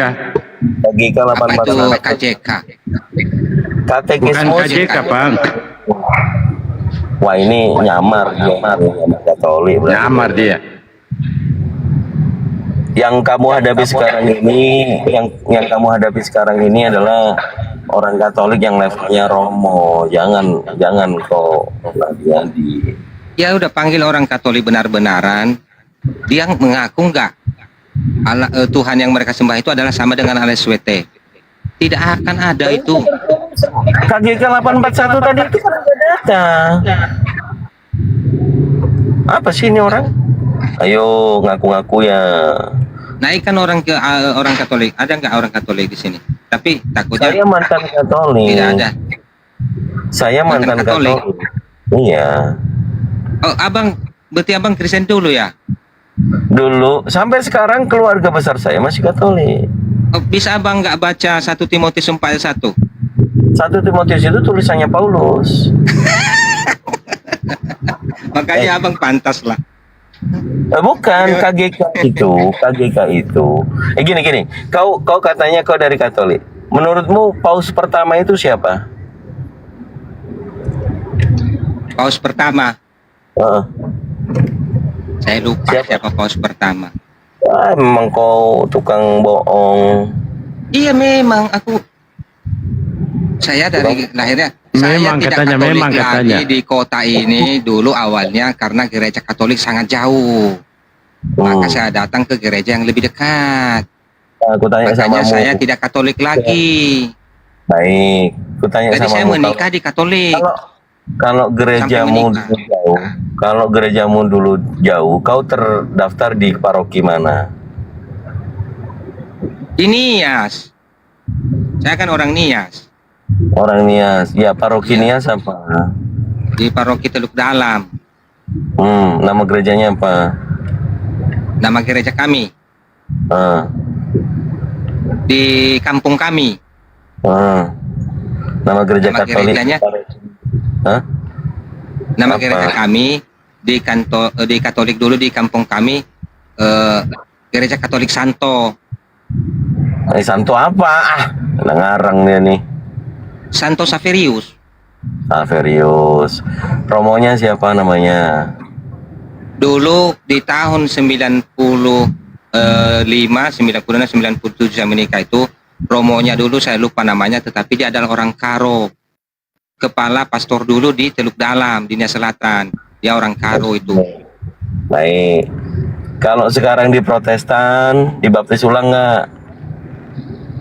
Nah, setelah saya dulu masuk ke Protestan, saya dibaptis. Nah, dibaptis dalam nama apa? Nama Bapa, Putra, dan Roh Kudus. Kalau di Katolik dibaptisnya dalam nama apa? Anak-anak kecil, kalau di Katolik yang dibaptis itu anak kecil, anak Bapa, Putra, dan Roh Kudus juga disebut, dikatakan. Kan waktu dibaptis kan itu disebut.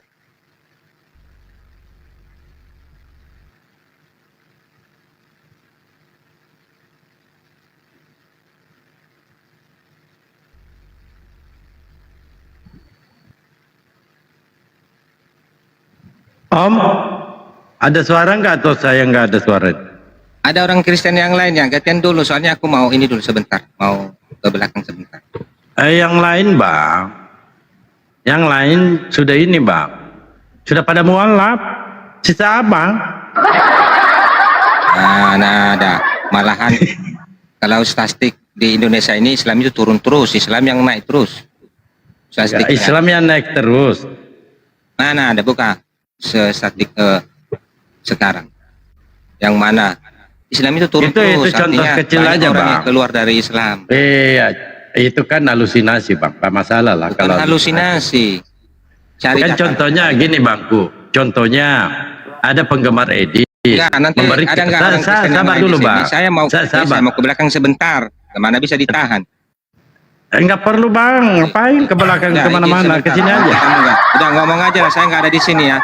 Saya nggak ada di sini. Sebentar. Tapi jangan keluar lah bang. Sampai. Kan keluar. Kencing. Saya kan ke belakang sebentar. Oh iya, gara-gara Kandi itu ini buat orang kencing-kencing dia.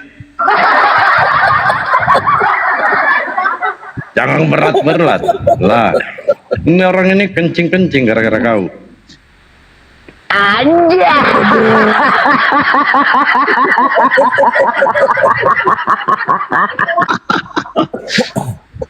Ya, dia Bingung sebutnya dia, begini bingung. teman-teman. Kalau di Katolik itu mau nge-tracing datanya orang itu gampang. Dia bilang di paroki mana, di gereja apa. Itu bisa dicek, database-nya itu diupload. Database-nya itu diupload, namanya siapa aslinya. Jadi kenapa orang Katolik itu tidak menghujat ya, kecuali yang debater yang goblok ya, yang sudah mulai ke sola scriptura itu kan. Ya itu saya rasa pemahamannya nggak ini. Apa penyebab RK itu katanya pensiun ya? Salah satu faktornya dari para romo mungkin ya, ngasih tahu dia. Kalau si Joseph, nah itu udah radikal tuh ya. Terus sama satu lagi siapa namanya? Jackson. Terus siapa itu? Itu anak-anak kecil yang ngaku-ngaku murtadin. Itu aja, mereka nggak pelajari KGK. Jadi kalau orang Katolik, nggak mungkin dia akan ke Protestan kalau tahu KGK tadi. Sementara orang Katolik itu sering diserang sama Protestan. Yang sering mengatakan nyembah patung itu orang-orang Protestan. Itu fakta. Karismatik juga Kandito, nyerang-nyerang Iya. Katolik itu. Betul. Jadi kalau nggak paham kekatolikan ya mereka nggak akan masuk Islam. Tapi kalau paham, oh Katolik menarasikan tentang keselamatan juga merangkum. Ya ini kan pilihan gitu loh. Kalau udah nggak yakin tentang keberhalaan atau paganisme yang dianut oleh Katolik yang sedikit sinkretisme, maka dia akan ke Islam. Gitu. Tapi kalau masih udah dari Katolik ke Protestan, ya jadi dianatemakan atau dibidatkan gitu loh. Apa anatema? Bidat. Ini Pak Zamili rupanya lebih memilih bidat daripada sama kayak Martin Luther dia. Tapi gini kan Dito, boleh dikit kan Dito ya, Abdil ya, dikit ya. Boleh. Oke. Tapi yang jelasnya begini Oten ya, saudara Oten, tidak semua penganut agama bisa memakai penyembahan Allah. Ya, kenapa? Karena ajaran konsep Tuhan atau Allah Trinitas dan konsep dosa waris itu tidak pantas disematkan kepada yang penyembahan Allah, ya. Dan orang Kristen sendiri menggunakan kata Allah untuk menyebut Tuhannya. Itu nggak pantas karena Al-Quran tidak pernah mengajarkan bahwa ada Tuhan Trinitas dan ada penembusan dosa, nggak ada, ya. Jadi harus Anda pahami itu ya. Dari tadi saya perhatikan ini, kacau ini orang ini nggak paham. Jadi kata Allah itu identik dengan penanggut agama Islam, panggilan untuk penyembahannya ya sebagai bukti apa? Buktinya? Ada 2.699 kata Allah di dalam Al-Quran. Itu buktinya. Nah, gitu kan? Jadi sedangkan kata Allah dalam bahasa Ibrani disebut dengan berbagai kata, banyak kata. Kalau Adonai artinya Tuhan atau Tuanku, El-Ilah atau El-Ala itu yang kuat itu artinya kan. Itu kan macam itu kan bukan nama pribadi Allah gitu kan. Seperti Elohim, Sang Pencipta yang Maha Kuasa, El-Olam artinya Allah yang kekal. El Roi, Allah yang melihat. El Shaddai, Allah yang maha perkasa. Immanuel, Allah bersama kita. Itu bukan nama pribadi Allah. Ya. Jadi Anda sekarang kadang-kadang salah mengartikan gitu ya. Ini beda dengan kalian Kristen. Anda mengambil sembahan Tuhan yang dari mana gitu loh. Karena tidak ada yang diajarkan Tuhan Trinitas gitu ya. Atau dalam konsep penebusan dosa. Nggak ada maksudnya Trinitas ini. Itu aja Bang Dalbo. Bang Kandito, terima kasih. Ini cuma Ya, kasih penjelasan. yang nanya bagaimana ortodok gitu kan. Yang nanya bagaimana dengan ortodok. Ortodok itu kalau secara liturginya atau peribadatannya, mereka puasa, mereka sujud dan mereka bersunat. Mereka menutup kepala, tahu tentang aurat. Loh, kenapa? Tetapi mereka ini menggunakan original teks Septuaginta dan Koine Greek. Tapi kalau ortodok yang di Indonesia, yang oleh siapa namanya itu, yang jenggotnya putih itu, Romo Daniel itu, ini sudah ke arah Protestan. Kenapa saya bilang ortodok itu mewakili gereja timur? Mereka menggunakan bahasa Yunani yang memang warisan Yunani. Dewa udah selesai itu. Tidak ada nama Allah. Mereka tidak menyebut Allah. Ya Theos, ya Kurios. Nggak ada. Kalau orang ortodok di Indonesia memaksakan sekali nama Allah gitu. Jadi ortodok ini yang debater-debater kayak si Kiamat itu, Agatha, siapa lagi Erwin. Ini DPO ini yang mereka tidak tahu diri, hanya mengatakan saya nggak Katolik, saya nggak Protestan, saya nggak Tritunggal, saya nggak Wanes, atau saya Tritunggal yang saya Pak Bolong misalnya begitu. Itu ortodok. Mereka harusnya lebih pandai dengan liturgi keagamaan mereka, membawa pakai bahasa Yunani. Tapi asalnya kan enggak. Mereka tidak mengerti, makanya kalau berdiskusi dengan ortodok yang asli, ya kita harus menguasai bahasa Yunani tanpa melibatkan terjemahan, karena mereka tidak akan menganggap terjemahan itu betul.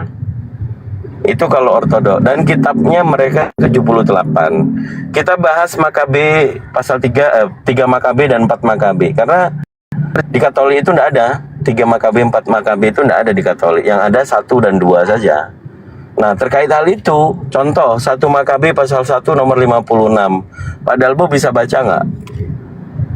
1 Makabe pasal 1 nomor 56, 57. Tulis aja di Berapa? 1 Makabe. 1 Makabe. 1 Makabe. Nah, 1 Makabe pasal 1 nomor 56 dan 57. Nah, itu ngeri itu. Kalau orang yang terpaut dengan hukum Taurat, itu dihukum mati.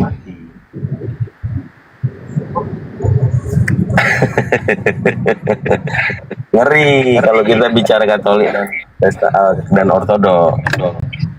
Baik. 57. Kitab-kitab Taurat yang ditemukan disobek-sobek dalam apa ini? Disobek-sobek dan dibakar habis. Jika pada salah seorang terdapat habis. Jika pada salah seorang terdapat kitab perjanjian atau jika seorang berbau pada hukum Taurat, maka dihukum mati oleh pengadilan raja. Itu. Nah, itu dia.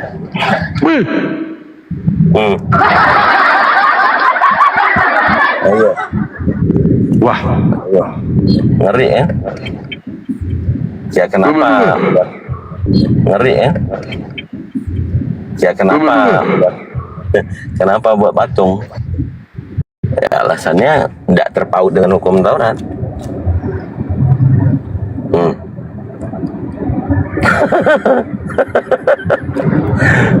Ngeri. Udahlah. Kalau perjanjian lamanya Protestan ada gulungan kitab yang dimakan. Perjanjian baru juga ada gulungan kitab yang dimakan, yang diberikan oleh malaikat. Di Katolik ada yang dirobek-robek dan dibakar habis. Nah, kalau kedapatan hukum mati. Kayak mana jadinya? Ayo. Jadi iya. Ini Itu. sudah ada Mbak Hilda. Selamat pagi. Mbak Hilda. Bang Alidaya. Kau balas itu Bang Alidaya. Ya, Masa Bang Darbo, Alidaya. Assalamualaikum warahmatullahi wabarakatuh semuanya. Surya aku Waalaikumsalam. Ya masalahnya Bang Al. Oten Ya. tadi memanggil Bang Alidaya ini Mbak Hilda.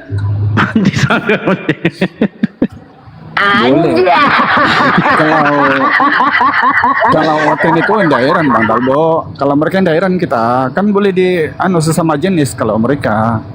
Jadi bolehlah salah satu lakinya dirubah namanya menjadi nama cewek supaya jadi pasangannya kan boleh aja kalau Oten.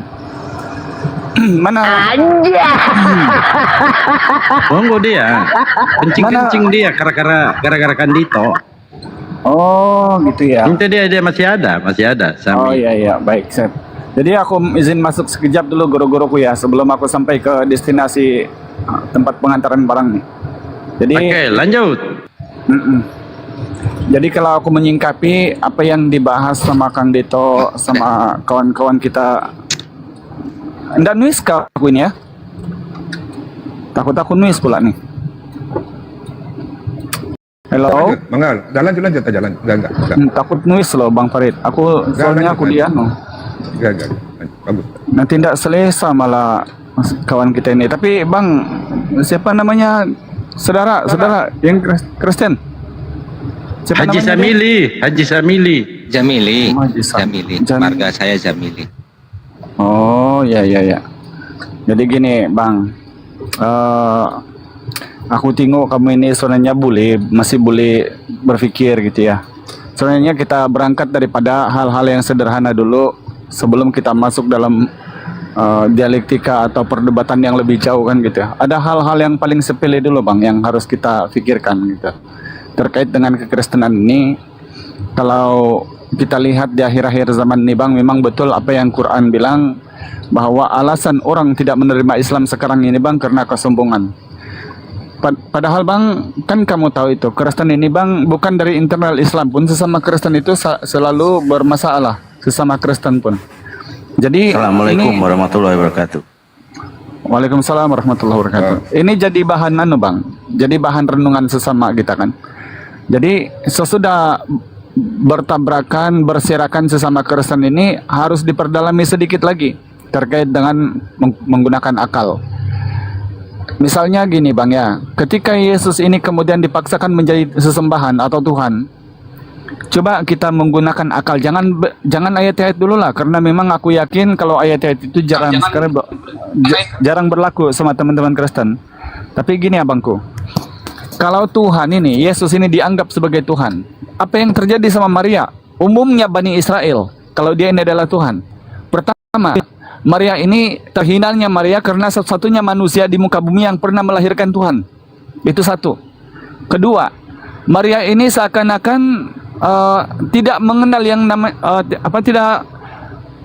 dia tidak tahu sifat keibuannya kepada anaknya. Karena mungkin nanti dia serba salah. Anakku ini kok Tuhan. Aku bagaimana nanti menyusui dia, menyuapin dia bubur, mengajar dia berjalan, menggendong dia, padahal Tuhan ini. Itu kedua Bang. Yang ketiga Bang, Yesus ini kan kita tahu setelah dilahirkan kan dia menumpang sama manusia ini rumah kan. Dia menumpang sama manusia loh 32 tahun. Sepatutnya Tuhan ini Bang memberi perlindungan kepada manusia. Apalagi keselamatan yang selalu diwar-warkan sama teman-teman Kristen. Perlindungan aja Bang. Yesus ini berlindung sama manusia loh. Di rumah manusia dia numpang 32 tahun lamanya. Padahal Tuhan. Jadi berangkat dari sinilah kemudian aku tengok abangku, teman-teman Kristen ini memang nauzubillah ya, sepertinya agak tidak berapa berfungsi abangku akalnya gitu. Karena hal-hal yang sepele-sepele begini pun tidak pernah dipikir. Yang ada di hati selalu doktrin, dogma yang diajar oleh pendeta dan gereja.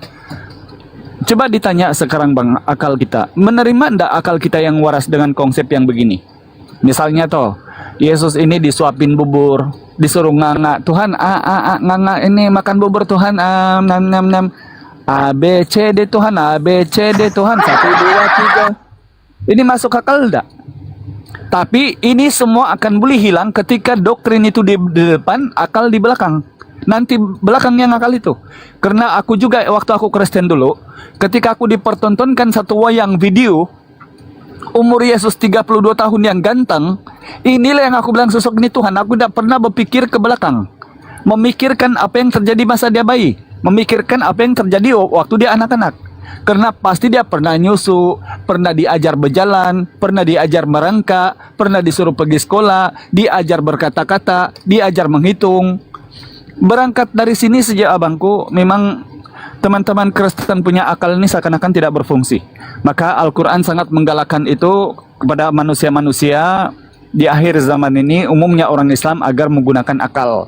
Akal tidak mungkin yang namanya Tuhan ini bolehnya kemudian disifati Tuhan Maha Pencipta ini, apalagi kalau sudah boleh dihinakan, boleh direndahkan, dilecehkan. Jadi abangku kalau masuk ke ayat-ayat, apalagi kalau ayat-ayat memang tidak ada memang dalam Bible itu satu pun keterangan ketetapan untuk boleh mendudukan Yesus dasar sebagai Tuhan. Tidak ada bang. Aku pun beberapa kali berjumpa sama teman-teman Kristen, melainkan memang ayat-ayat yang menurut mereka rasa mereka sedap, ini boleh Yesus ini jadi Kristen. Contoh Yohanes 14:6, Yesus ini jalan sudah kepada Kristen. Padahal Yohanes 14 nomor 6 itu Yesus berkata-kata kepada orang Israel, bukan kepada orang Yunani, bukan kepada orang Roma, bukan kepada orang di Antioquia, bukan kepada orang-orang Tarsus, bukan. Yesus berkata-kata kepada pengikutnya Bani Israel, aku diutus hanya kepada domba-domba yang hilang dari umat Israel. Jadi yang diberikan jalan, diberi keterangan jalan itu hanya orang Israel, bukan Kristen.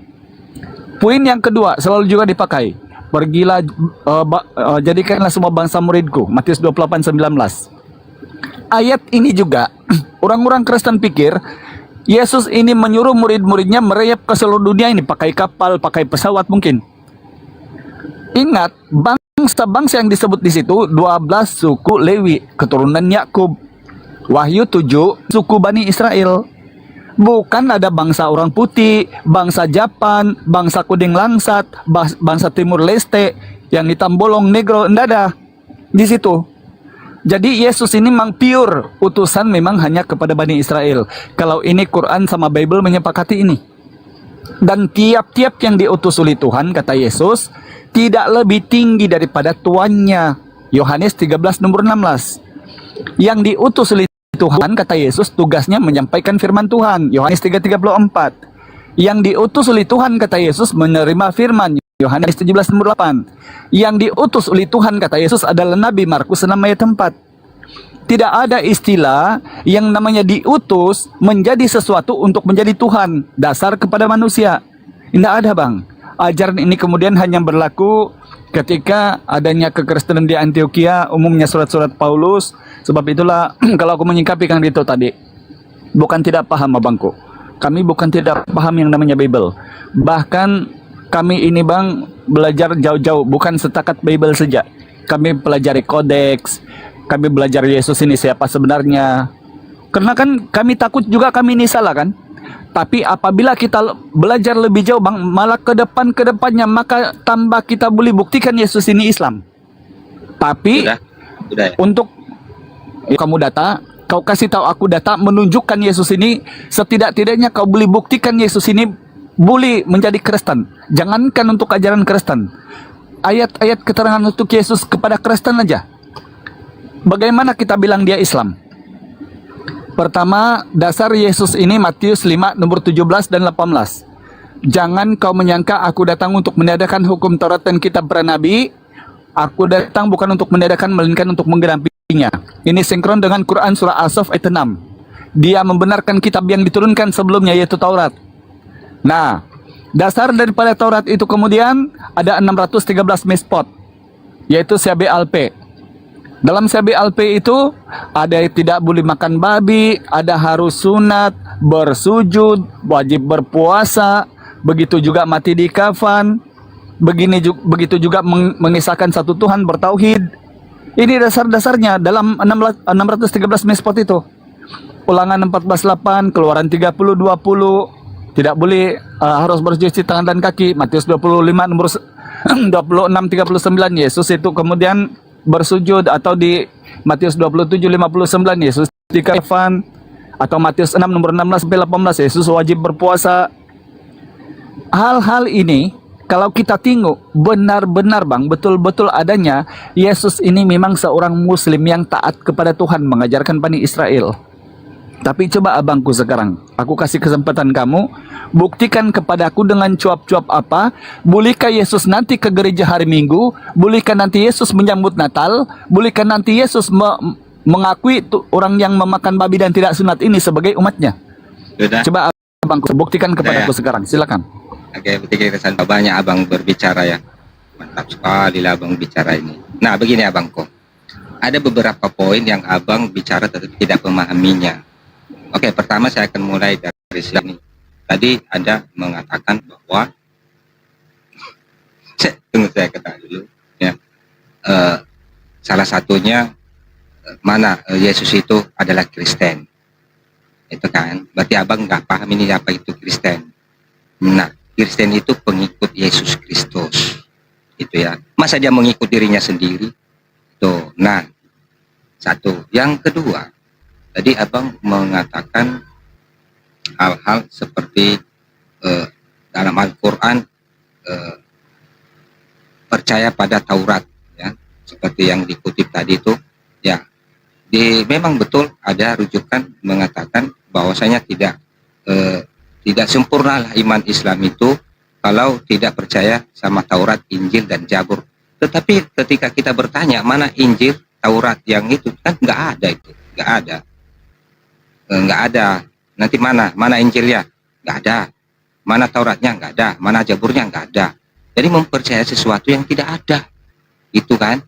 Nanti buktikan kepada saya mana Injilnya yang kalian percaya, mana Zaburnya yang kalian percaya, dan mana Tauratnya yang kalian percaya. Itu. Nah, kedua mengatakan bahwa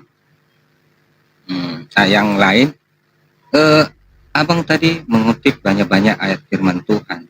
Walaupun abang tidak mengerti. Tadi abang mengatakan berasal dari kekristenan dulu. Makanya sempat tadi saya mengatakan kepada abang yang satu ini, coba baca 1 Timotius 4 ayat 1 ya. Nah, itulah yang terjadi sebenarnya. Nah, saudaraku, kami tidak menganggap Yesus itu Tuhan. Tidak menganggap, tetapi percaya. Beda menganggap dan percaya. Menganggap itu adalah ragu-ragu. Kami tidak menganggap. Kami percaya Yesus itu Tuhan. Ya, kenapa kami percaya Yesus itu Tuhan? Karena kami yakini seperti yang Abah tadi baca Yohanes 1 ayat 4 Yohanes 14 ayat 6 itu ya. Akulah jalan kebenaran dan hidup. Aku jalan kebenaran dan hidup. Tidak ada yang sampai kepada Bapa kalau tidak melalui aku. Nah, kami percaya. Jadi kami tidak akan pernah sampai kepada Bapa kalau tidak percaya pada Yesus ini. Karena dia adalah hidup. Dia itu hidup, kehidupan itu ada. Maka juga kami percaya di dalam Yohanes 5 ayat 22 bahwasanya penghakiman itu hanya ada dalam nama Yesus. Hanya Yesus yang bisa menghakimi. Nah, siapa yang bisa menghakimi di akhir zaman? Kalau kita percaya adalah Tuhan, ya Yesus yang menghakimi. Makanya saya percaya dia Tuhan. Karena dialah yang bisa menghakimi. Tidak ada yang bisa menghakimi selain dia. Di dalam iman kami ya. Nah, makanya saya percaya, bukan menganggap. Jadi tidak ada orang Kristen menganggap. Orang Kristen percaya. Jadi itulah kekeliruan seperti agama tadi. Ya Yesus bukan agama Kristen. Nah, masa Tuhan beragama? Tuhan itu tidak beragama. Yang beragama itu manusia. Itu. Jadi Kristen itulah pengikut Yesus Kristus. Itu sedikit dari saya aja lah. Baik. Banyak pun. Baik. Jadi begini Bang, ada memang hal itu yang memang harus dijelaskan karena kita di sini dalam ranah dialektika yang berbasis data supaya kita jadi pelajaran dan renungan kepada netizen. Kalau dipersimpelkan Bang, pokoknya Yesus Tuhan titik sudah. Jangan lagi bahas. Pokoknya Yesus Tuhan titik. Selesai sudah. Tidak sampai 2 detik kan? Pokoknya Yesus Tuhan titik. Masalah yang timbul dari mana dasar itu? Diambil dari mana? Kan sudah Ya kan? saya Nah, sekarang kita katakan buktikan. tadi. Saya rujukkan ke Yohanes 1 ayat 14 dan Yohanes 5 ayat 22. Kan sudah saya Cukup ayat Oke. itu saya sudah bisa mengatakan Yesus itu Tuhan. Baik. Oke Bang ya, gantian dulu Bang ya. Selamat pagi, Os. Oke.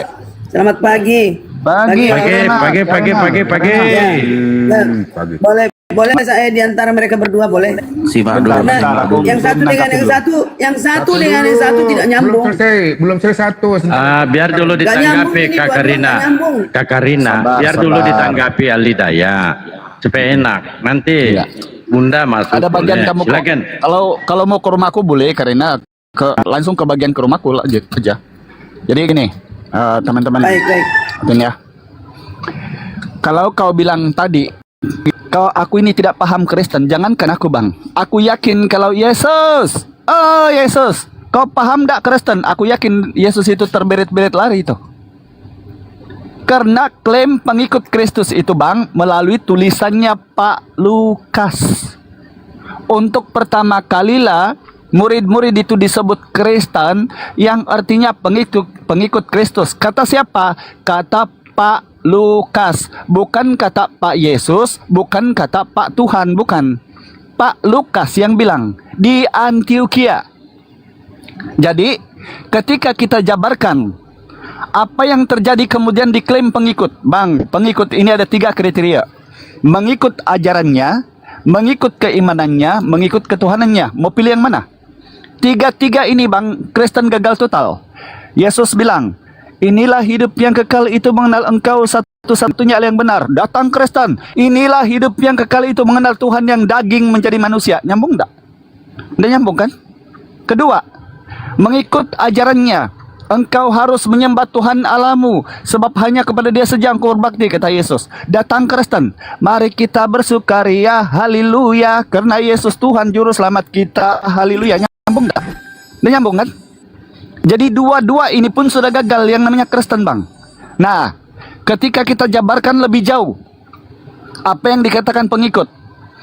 Ati Allah wa ati Rasul wa ulil amri minkum. Quran surah Al-Imran ayat 31 atau Quran surah An-Nisa ayat 59. Taat kepada Rasulnya dan mengikut ajaran mereka. Kul amanu billahi wa ma unzila ila Ibrahim wa Ismail wa Ishaq wa Yaqub wal asbati wa ma utiya Musa wa Isa. Yang harus ditaati, diikuti ajaran mereka. Apa yang terjadi kemudian? Siang malam orang-orang Islam di muka bumi ini tidak pernah putus mengabdi kepada Allah. Sebab para nabi ini diutus menyampaikan wahyu yang diterima oleh nabi daripada Tuhan, mengembalikan manusia itu agar mengabdi kepada Tuhan. Sebab itulah Yesus bilang, engkau harus menyembah Tuhan Allahmu, bukan engkau harus menyembah kedaginganku, bukan engkau harus menyembah Tuhan yang jadi manusia, bukan engkau pergi gereja hari Minggu. Ketika kita elaborasikan kemudian lebih jauh lagi, lebih perdalam lagi, maka Islam dengan ketaatan mereka, karena kami percaya para nabi itu diutus oleh Allah terdahulu mengajarkan tauhid. Quran surah Asyura Quran surah Al-Anbiya ayat 25. Semua para nabi itu diajarkan oleh Allah agar mereka mengabdi kepada Tuhan, menyembah kepada Tuhan. Coba di dalam Bible apa yang terjadi kepada Musa? Ulangan 5 nomor 7. Engkau harus menyembah Tuhan, tidak ada yang lain kecuali Dia. Keluaran 20 nomor 3. Yesaya 43 nomor 10. Begitu juga Yesus bilang Lukas 4 nomor 8. Semua menyembah kepada Tuhan. Nehemia 8 ayat 6, 1 Raja-Raja 18:42. Semua menyembah kepada Tuhan. Datang Sudah. Kristen. Bang, sabar Bang. Begini Bang, kalau berdialog gitu Bang, jangan coba biasakan Kristen ini jangan begini ya. Di hati Kristen itu yang penting asal dia ngomong Kan dulu. sudah saya tanya sudah, berarti kalau belum. Karena sudah Belum. lama sekali Belum Bang, ngomongnya. belum. Bilang Catat belum. poinnya Bang. Gini Bang Zamili. Poin yang disampaikan Bang Alida ya didengar baik-baik supaya nyambung. Tadi abang nggak nyambung loh. Ya lanjut. Kan aku minta buktikan sama kamu Yesus ini Kristen, tapi aku sangat paham Bang Semili. Sebab kalau Kristen jangankan kamu Bang, pendeta pun kalau berhadapan sama kami pasti puyeng. Jadi jangankan Anda, cuma aku mau minta sama Kristen ini, coba tolong biasakan ketika orang ngomong jangan sudah, aku mau ngomong ini padahal sampah. Hidayah, Jangan gitu. poin-poinnya aja, Jangan. poin-poinnya dari tadi dia mau ngomong Oke, mau poin-poinnya poin aja, Pak. Oke, mau poin. Kamu dua-dua ini aku tanya nih ya. Kamu dua-dua nih aku kasih poin yang simpel nih. Kamu Silakan. bilang Yesus ini Tuhan Kristen, betul? Kamu bilang Ya, ini Yesus betul. ini Tuhan Kristen kan? Coba, Benar. di manakah Yesus pernah mengakui bahwa Kristen adalah umatnya? Coba, langsung aja. To the point. Coba dua-duanya ngomong. Tuhan tidak pernah mengatakan dia Tuhan. Karena dia sudah Tuhan sendiri. Nggak nyambung, Ini kan? aku jawab dulu yang di awal tadi. Nggak Alidaya, nyambung, kan? Sebentar. Karena Jangan kamu pertanyaannya. Berikan dia kesempatan ke Al-Hidayah, kan udah bicara banyak. Udah biar Bukan sekarang masalah itu. banyak atau tidak. Banyak Di sini bicara. kebenaran yang Jangan kita mau. dipotong, biar dia jawab. Sekarang aku tanya sama Anda, kamu bilang Yesus ini Tuhan Kristen. Tunjukkan saya dasar dari mana Yesus mengakui bahwa Kristen adalah umatnya, bukan Yesus yang mengaku Tuhan. Itulah sebabnya tidak pernah nyambung. Sebab kamu ini yang penting kamu mau ngomong dulu, bukan berakal dulu. Alidaya. Ya. Setan pun bisa hanya berdalih. Semua bisa berdalih. Itulah hebatnya Alkitab. Semua Nah, bisa berarti membolakkan. Bible-mu itu setan Minta kalau begitu. disembah itu, jadikan aja Semua. itu Tuhan. Dari Hindu, dari Buddha, semua bisa membelokkan. Oke. kalau ini. Sekarang, Saya tidak tanya itu. Saya tidak tanya yang minta disembah. apalagi kamu. Yang saya tanya sama kamu bilang Yesus ini Tuhan, kamu ini Kristen. Di mana dasarnya ayat Yesus pernah mengakui Kristen adalah umatnya? Begitu. Tidak ada. Tidak ada. Nah, kalau begitu jangan kau Karena jadi Kristen yang mengikuti. Kristen yang mengikuti Kristus. Nah, Bukan inilah. Yesus mengikuti Kristen. Bukan Yesus Disinilah mengikuti kamu manusia. masalahnya, karena Manusia disinilah mengikuti masalahnya. Kristus. Sekarang begini. Betul ya, Jamili? Di dalam Yohanes 14 nomor 12 Ya, kata betul lah. Yesus Itu yang syarat aku untuk bilang menjadi tadi. pengikutnya harus apa? Kristen itu pengikut Arti Yesus Kristen, Kristus. pengikut Kristus. Itu Bukan klaim Kristus mengikut Anda. manusia. Itu klaim Anda. Tapi syarat untuk mengikut Yesus apa? Kenapa kelai? Kenapa kamu mualaf? Kenapa kamu Hai. mualaf? Sebab Dia mualaf aku ini karena yang 1 pengikut Timotius Yesus. 4 ayat 1. Jadi Boleh aku jawab Dibandingkan tadi? Timotius. Boleh aku jawab? Tidak pernah Bisa nyambung bicara. ini. Oke, sekarang coba Yohanes 14 nomor 12 syarat untuk menjadi pengikut Yesus itu apa? Pokoknya emang Yesus Tuhan titik gitu. Mengakui dan mengikuti perintahnya. Pikul kayu salib. Nenek mau keper. Kan berikan Pantasan lah kau Abang mualaf. Al-Hidayah. Tadi kan udah banyak Enggak, nah. bicara. Sekarang giliran Bukan kami yang masalahnya banyak berbicara. abangku. Tadi abang Udah mengatakan panjang kamu bicara kalian Hidayah. Kamu bang, Hidayah, Sekarang udah saya panjang serahkan kamu. ke keras Karyana. abangku. Kalau Dengarkan kamu ngomong dia. sepanjang lebar pun percuma juga kami dengarkan sebenarnya sebab sampah Gini, semuanya. Bang. Berarti Aku sebentar sia-sia aja, kamu sebentar. berbicara. Sebentar. Lejiban. Sebentar aja saya Sia-sia turun. kamu Sebentar. berbicara banyak. Ada diam dulu berdua. Ini pertanyaan Bang Alidaya, apa dasar kalian itu menuangkan Yesus? Itu pertanyaannya, jangan ke sana, dulu ke sini. Nggak jelas, ngoceh sana, ngoceh sini. Boleh saya jawab? Pertanyaan Boleh saya Bang, jawab? apa dasar kalian berdua itu menyembah kepada Yesus? Oke. Itu pertanyaannya. Oke, Jawab. dasarnya ya. Itu aja dulu. Ya, jangan mau. Ini dasarnya. Saya jawab ya, boleh ya. Kesempatan habis ini saya turun. Oke. Oh, jangan turun lah, Bu. Begini, ahli Nggak ada daya. hiburanku kan belum ke rumah aku lagi kamu ini. Katanya tadi Bukan mau ke hiburanmu rumahku. aku. Gak mau aku jadi hiburanmu, enak kali kamu. Nang ning nong. Nang ning nong. Ah, masuklah Bang Re, Kang Deto. Ya. Silakan. Kak Oke ya, Kirana. saya jawab ya. Tapi jangan turun. Al-Hidayah mengatakan, ya dasar kami adalah membaca isi penuh dengan Alkitab.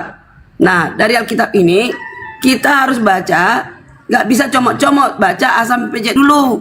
Oke, saya sudah berulang-ulang saya baca ini, tetap tidak mengerti. Memang harus ada Roh Kudus yang mengajari kita. Nih, aku jawab dulu tentang yang awal tadi Al-Hidayah bilang. Yesus numpang hidup di dunia ini. Dia lahir dari Maria, di TTI segala macam. Itu pemikiran secara ilmiah. Kalau secara ketuhanan nih ya, di Matius 2 ayat 6, kami berdasarkan ini. Matius 2 ayat 6, dan engkau Bethlehem, ini kelahiran Tuhan ya, tanah Yehuda. Engkau sekali-sekali bukanlah yang terkecil di antara mereka yang memerintah Yehuda. Karena daripadamulah akan bangkit seorang pemimpin yang akan menggembalakan umatku Israel. Oke, ini orang Israel, benar.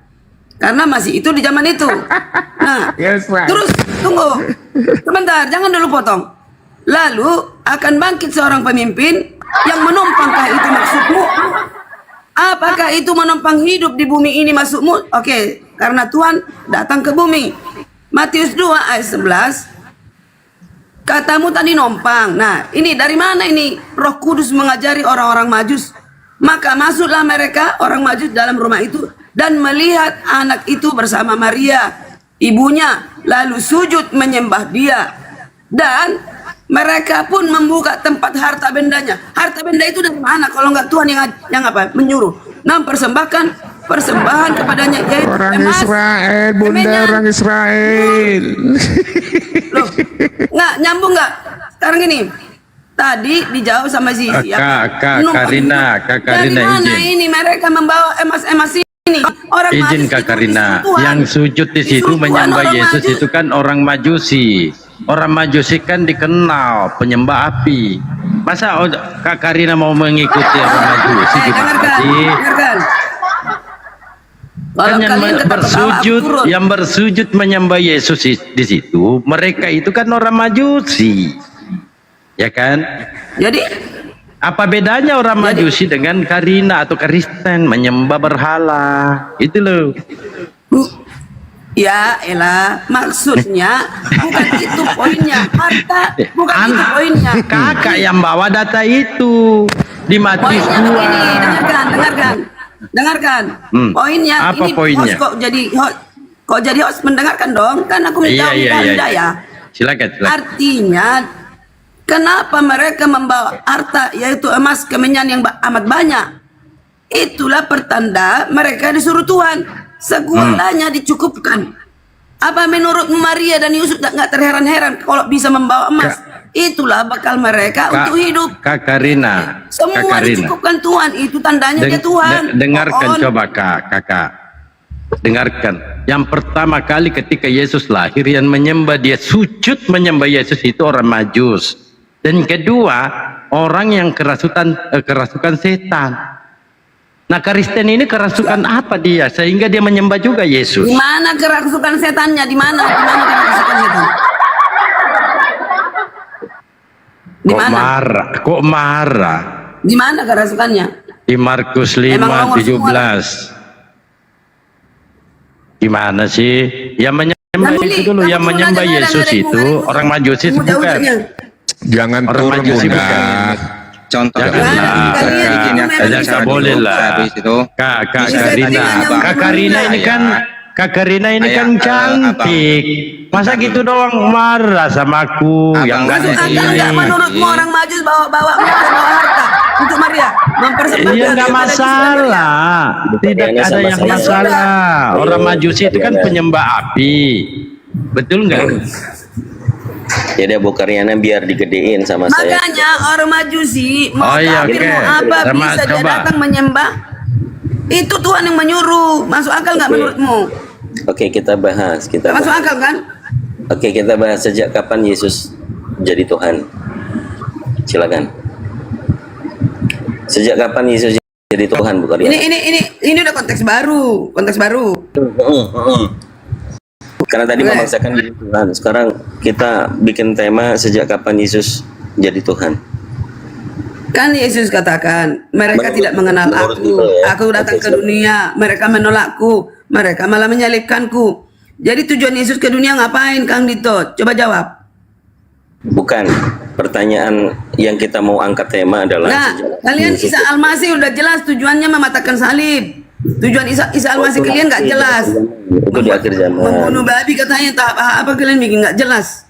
Ya, itu di Ya, akhir tapi zaman. tujuan Yesus kami jelas tujuannya memberikan zaman. kepada manusia sempurna tanpa dosa.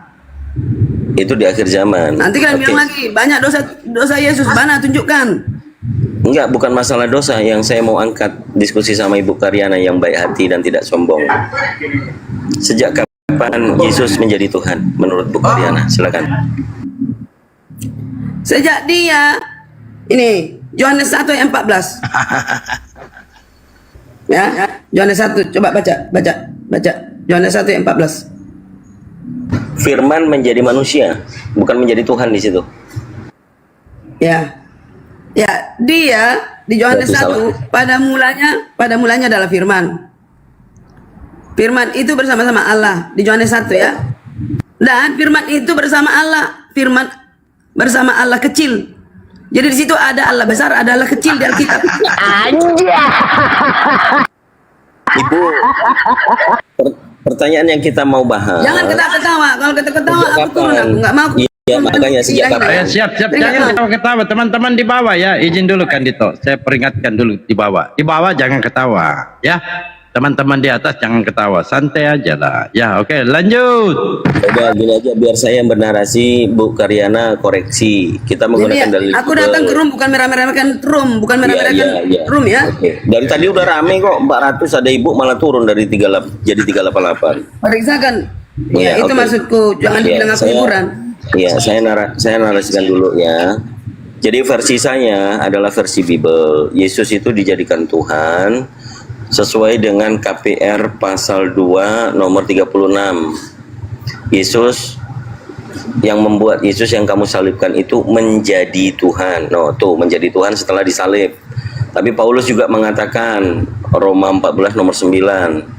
Sebab Kristus telah mati dan bangkit hidup kembali supaya ia menjadi Tuhan. Jadi menurut Bible, Yesus itu jadi Tuhan setelah disalib dan setelah bangkit. Otomatis harus mati kan? Sebelum dia lahir dari Maria, sebelum bumi ada, sebelum Abraham, dia sudah Tuhan. Di mana tulisannya? Ada buktinya. Di mana? Nih. Ya. Anakku engkau hari ini kuperanakan. Inilah anakku yang tunggal, kepadanya aku berkenan dan dengarkanlah dia. Di mana itu terjadi? Coba, menurutmu di mana terjadi? Siapa yang ngomong itu? Yohanes 1 di mana terjadi? Ini kapan ini terjadi? Pada mulanya adalah firman. Firman itu bersama-sama dengan Allah. Dan firman itu adalah Allah. Allah di sini ada dua. Allah besar dan Allah kecil. Nah, di ayat 14 dikatakan, nih, di ayat 14. Itu firman yang jadi manusia bukan Tuhan. Nih, di ayat 14, kemuliaan diberikan kepadanya sebagai anak tunggal Bapa. Siapa itu? Penuh kasih dan kebenaran. Bacakan Siapa dulu itu? mereka Bu, itu Mika 5 ayat 2. Coba bantah dulu perkataan Terlalu banyak Alkitab mengatakan Yesus Tuhan. Terlalu banyak. Mika 5 ayat 2 itu dibacakan kepada mereka biar tahu bahwasanya itu sejak purbakala sudah ada, sudah menjadi Tuhan. Iya. Tuhan tidak berubah di situ. Kau bilang Tuhan jadi manusia, nggak berubah, salah itu. Jangan ke Mika. Misalnya kita baca Mika ya, Mika 5. Kan dikatakan firman itu menjadi manusia dan diam di antara kita dan kita telah melihat kemuliaannya, kemuliaan Yesus, yaitu kemuliaan yang diberikan kepadanya anak tunggal Bapa. Itu anak tunggal, bukan Tuhan. Misalnya di Mika 5 ayat 2. Tetapi engkau hai Bethlehem Efrata, hai yang terkecil di antara kaum-kaum Yahuda, daripadamu akan bangkit bagiku seorang yang akan memerintah Israel, yang permulaannya sudah sejak purbakala. Itu jangan ke perjanjian lama, keok nanti. Ini kan nubuat-nubuat. Perjanjian lama, perjanjian baru mengatakan akan ada seorang pemimpin. Ya nubuat. Perjanjian lama. Mika ini kan nubuat tentang Yesus. Orang salah kalian ini. Jadi kenapa nggak mau saya ke sana? Loh, karena orang Yahudi nggak ada yang menganggap Yesus Tuhan, Mesias saja enggak. Itu kan dari masa aku bilang orang Yahudi tidak ada. Itu si Rasul Paulus dan murid-muridnya itu berapa orang? Itu kan orang Yahudi. Jangan mengatakan orang Yahudi tidak ada. Gak bisa cocokmologi. Gini loh. Sesuai dengan nas. Abang mengatakan tidak ada orang Yahudi percaya Tuhan. Rasul Paulus itu kan orang Yahudi. Dan beberapa murid-murid itu orang Yahudi. Diam dulu gantian kita. Sesuai dengan yang tertulis di Bible, Yesus dijadikan Tuhan setelah disalib menurut Petrus. Menurut Paulus setelah bangkit baru jadi Tuhan. Yang mana yang betul? Kau periksa lah kan hanya memotong sepenggal ayat. Sudah Ya, sering itu saya yang mengatakan sesuatu Astagfirullahaladzim. kalimat ada itu karena ada percakapan di sana, maka dibaca percakapannya apa, percakapannya di sana, kenapa ada kalimat itu, supaya kita paham apa maksudnya kalimat itu. Apa? Kau ngomong apa? Coba kau selidiki dulu ayat itu. KPR 2 nomor 36. Iya, itu sama berapa kali dibahas. 14 nomor 9. Coba silakan. Kembali lagi materinya. Materinya kapan Yesus jadi Tuhan itu dulu, Bang. Abang ini siapa tahu nggak nyimak. Tadi Kak Karina ini Kan sudah dijawab. mulai mau jujur. Kapan Yesus jadi Tuhan? Itu bisa dibaca di dalam Mika 5 ayat 2. Sejak purbakala. Apa coba baca lah. Astagfirullah, lumur betul kau ini. Jadi gini ya, saudara. Maksudmu Gini. apa? Jadi Yesus itu kan, makanya sering saya mengatakan kalian harus belajar asal usul dari mana, kenapa dia disebut Tuhan. Itu. Dan tadi juga mengatakan kenapa kalian menganggap, saya mengatakan bukan menganggap, percaya. Kenapa percaya? Karena kami yakin boleh sampai ke surga kalau melalui Yesus. Biarkan Dan dulu Yesus itu selesai adalah dengan hak Kak Karina, Pak Samili ya. Kandito biarkan dulu selesai. Kita nyimak dulu ya, sama kita nyimak ya. Silakan lanjut Kandito. Tema kita kan kapan Yesus itu dijadikan Tuhan. Sesuai dengan dalil di Bible KPR pasal 2 nomor 36. Silakan dikoreksi. Jangan kau bantah ambil satu ayat. Itu tertulis supaya ia menjadi Tuhan. Setelah disalib, Yesus yang kamu salibkan itu menjadi Tuhan. Nah, Roma 14 nomor 9, ia mati dan bangkit dulu baru menjadi Tuhan. Ini pengakuan Rasulmu Paulus. Nah, menurut Petrus, muridnya Yesus yang pertama, Yesus ini jadi Tuhannya setelah disalib. Salah. Artinya setelah mati. Silakan dibantah. Oke. Atau ada dalil lain? Ini ya saudaraku, di perjanjian lama nama Yesus tidak ada. Yesus dikatakan ada sejak perjanjian baru, yaitu diungkapkan pada nabi-nabi, yaitu termasuk Yohanes. Bagaimana Yesus itu sudah ada sebelum bumi ada. Ya, itu tadi kan di Mika itu tadi. Nah, sekarang gini. Kenapa kita memandang Yesus yang lahir ke bumi sebagai Tuhan? Nah, kalau kita makanya sering keliru secara memikirkannya secara ilmiah. Satu, dibilang dia numpang dalam hidup ini. Bagaimana dia? Bingung. Sedangkan orang kafir, orang majus, penyembah yang enggak ini, mengerti dan membawa emas. Itu disuruh Tuhan. Untuk itu. Nah, jadi membawa harta teramat banyak ketika Yesus lahir. Itulah disuruh Tuhan mereka. Nah, kenapa Yesus Tuhan dipandang sewaktu manusia? Itu memang tidak masuk akal. Ya. Tapi Yesus berkata, aku sudah ada sebelum bumi ada. Sejak purbakala. Sebelum Abraham ada. Sebelum bumi ini dijadikan. Di mana itu? Yohanes diperlihatkan. Yohanes sebagai saksi menyaksikan bahwa Yesus diperanakkan oleh Bapa anaknya yang tunggal. Nah, ini. Ya. Yang Yohanes 1. Pada mulanya adalah firman. Firman itu bersama-sama dengan Allah. Nah, ini Yesus ini adalah anak Allah, nur cahaya. Sebagai terang bercahaya dalam kegelapan. Janganlah ke nur.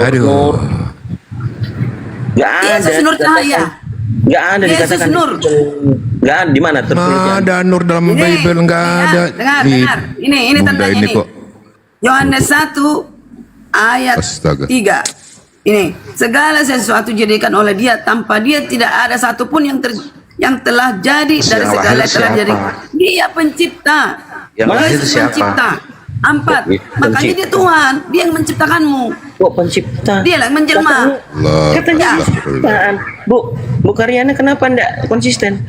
Bukannya Yesus ciptaan? Yesus ciptaan sebelum Dia mencipta, paham? Inilah anak yang kukasihi.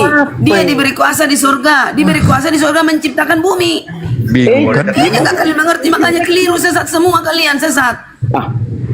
Yang mengatakan sesat siapa? Gini loh Bu. Saya. Baca ya. Mika tadi, Mika 2 nomor 5. Kristen juga sesat. Kalian selamat ini. Gini. Saya bantah Mika dulu. Mika ini dikatakan adalah Yesus yang sejak dahulu dia sudah Tuhan. Sebelum dia dilahirkan. Waktu dilahirkan kan oleh Bunda Maria yang melahirkan. Lebih tua mana yang dilahirkan Bunda Maria dengan Bunda Maria? Lebih tua siapa? Coba jawab dulu. Ini kalian tidak mengerti. Itu dia. Kan di sini jelas-jelas dikatakan. Ya. Dalam Dia ada hidup, dan hidup itu adalah terang, nur cahaya, terang manusia. Terang manusia sebelum Dia terang, sih Dia diberi kuasa di surga. Aduh. Gak ada nur di situ Bu, cahaya aja. Makanya kacau semua pemikiran kalian, kacau semua. Ngarang Bu, di mana ada tulisan nur? Jangan ngaco nambah-nambahin dalil, malah petaka nanti datang. Loh, ini ada berapa dibilang terang di sini? Terang Dia sebagai terang. Iya, bukan nur kan? Nomor 7, ia datang sebagai saksi untuk memberi kesaksian terang. Nah, Terang saksi itu supaya dia. semua orang percaya. saksi. Semua orang percaya. Dia saksi. Gimana ceritanya orang yang Dia diciptakan harus Allah memberi menjadi kesaksian pencipta? tentang terang-terang itu. Banyak sekali ini terang. Ayat 6, ayat 7. Itu. Ayat 7, 8, 9. Semua Gimana terang. Yohanes 8. Terang Yohanes yang 8 ayat sesungguhnya yang 12. Oke, sabar dulu. Yohanes 9, Sabar terang dulu. yang sesungguhnya yang menerangi setiap orang sedang datang ke dalam bumi. Apalagi nih? Hah? Nggak mengerti juga ayat 9. Coba Itu baca ayat dulu, 9. izin dulu Kandito, supaya Ya, ya. dia nampol dikit ya. Yohanes 1 ayat 9. Karyana, yang dimaksud terang di situ siapa menurut kakak? Yesus. Oke. Dalilnya? Lah, dan dibilang judulnya Yohanes aja 8 firman ayat menjadi 12. manusia. Sabar. Firman menjadi manusia. Terang yang Baca Yohanes sesungguhnya 8 yang ayat menerangi setiap orang Yang sedang kita datang bahas ke di dalam sini bumi. terang, Pak. Bukan Yohanes ini soal. Ya terang. Oke, saya baca ya. Saya baca Yohanes, kenapa Yesus itu terang? Ya, itu kan pertanyaan Anda. Yohanes 8 ayat 12. Maka Yesus berkata pula kepada orang banyak, katanya, Akulah terang dunia. Barang siapa mengikuti aku, ia tidak akan berjalan dalam kegelapan, melainkan Betul. ia akan mempunyai terang hidup. Itu Yesus. Coba terang. kau baca, izin dulu Kak Karina. Coba kau baca Yohanes 8:28. Supaya abang lebih tahu lagi. Di sini Yohanes 8 nomor 28. Apabila kamu telah meninggikan anak manusia, barulah kamu tahu bahwa akulah dia, dan bahwa aku tidak berbuat apa-apa dari diriku sendiri, tetapi aku berbicara tentang hal-hal sebagaimana diajarkan Bapa kepadaku.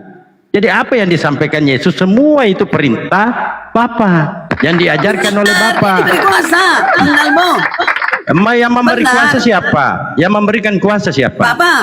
Bapak itu di surga, Tuhan sang bukan? sumber. Ya Bapak itu Bapak Tuhan itu adalah bukan? Bapak. Kami Bapak tidak itu bilang, kami tidak bilang Bapak Tuhan, itu dia Tuhan Bapak. bukan? Coba. Kami tidak bilang dia Tuhan, dia sang sumber Alfa dan Omega adalah Bapak. Ya, Matius 11:25 adalah Tuhan. kata Yesus. Yang diberi Sabar. Matius 11:25 ini ucapan Yesus. Aku bersyukur kepadamu Bapa Tuhan langit dan bumi. Hei, ayo kita kembali terang dunia. Siapakah yang dimaksud terang di situ? Dibaca Yohanes 1:15. Dan inilah berita yang telah kami dengar dari dia. Dia ini siapa ini? Saya tanya kalian berdua. Dia ini siapa? Ayo. Ya. Iya, kedua-duanya. Dia ini siapa? Apa tadi tulisannya? Yang di mana itu? Dan inilah berita yang telah kami dengarkan dari dia. Dia ini siapa? Kalau berita dari dia Tuhan Yesus. Tuhan Yesus. Dan yang kami sampaikan kepada kamu, Allah adalah siapa yang terang di sini? Oke. Tunggu dulu, yang terang di sini siapa? Allah terang ya. Terima kasih Kak Rus. Ya. Oke. Maka kenapa Allah terang? Yohanes 8 ayat 12. Yohanes Kalau 8, Allah 28 kamu berarti sampai Yesus di sini lihat. mengaku dia terang. Iya, Coba karena baca ini. dari ucapan Jadi siapa? dua-duanya. Siapa yang mengajarkan saudara? Dia berkata-kata seperti Tidak itu. bisa. Siapa yang mengajarkan? Oh. Ya, Bapak.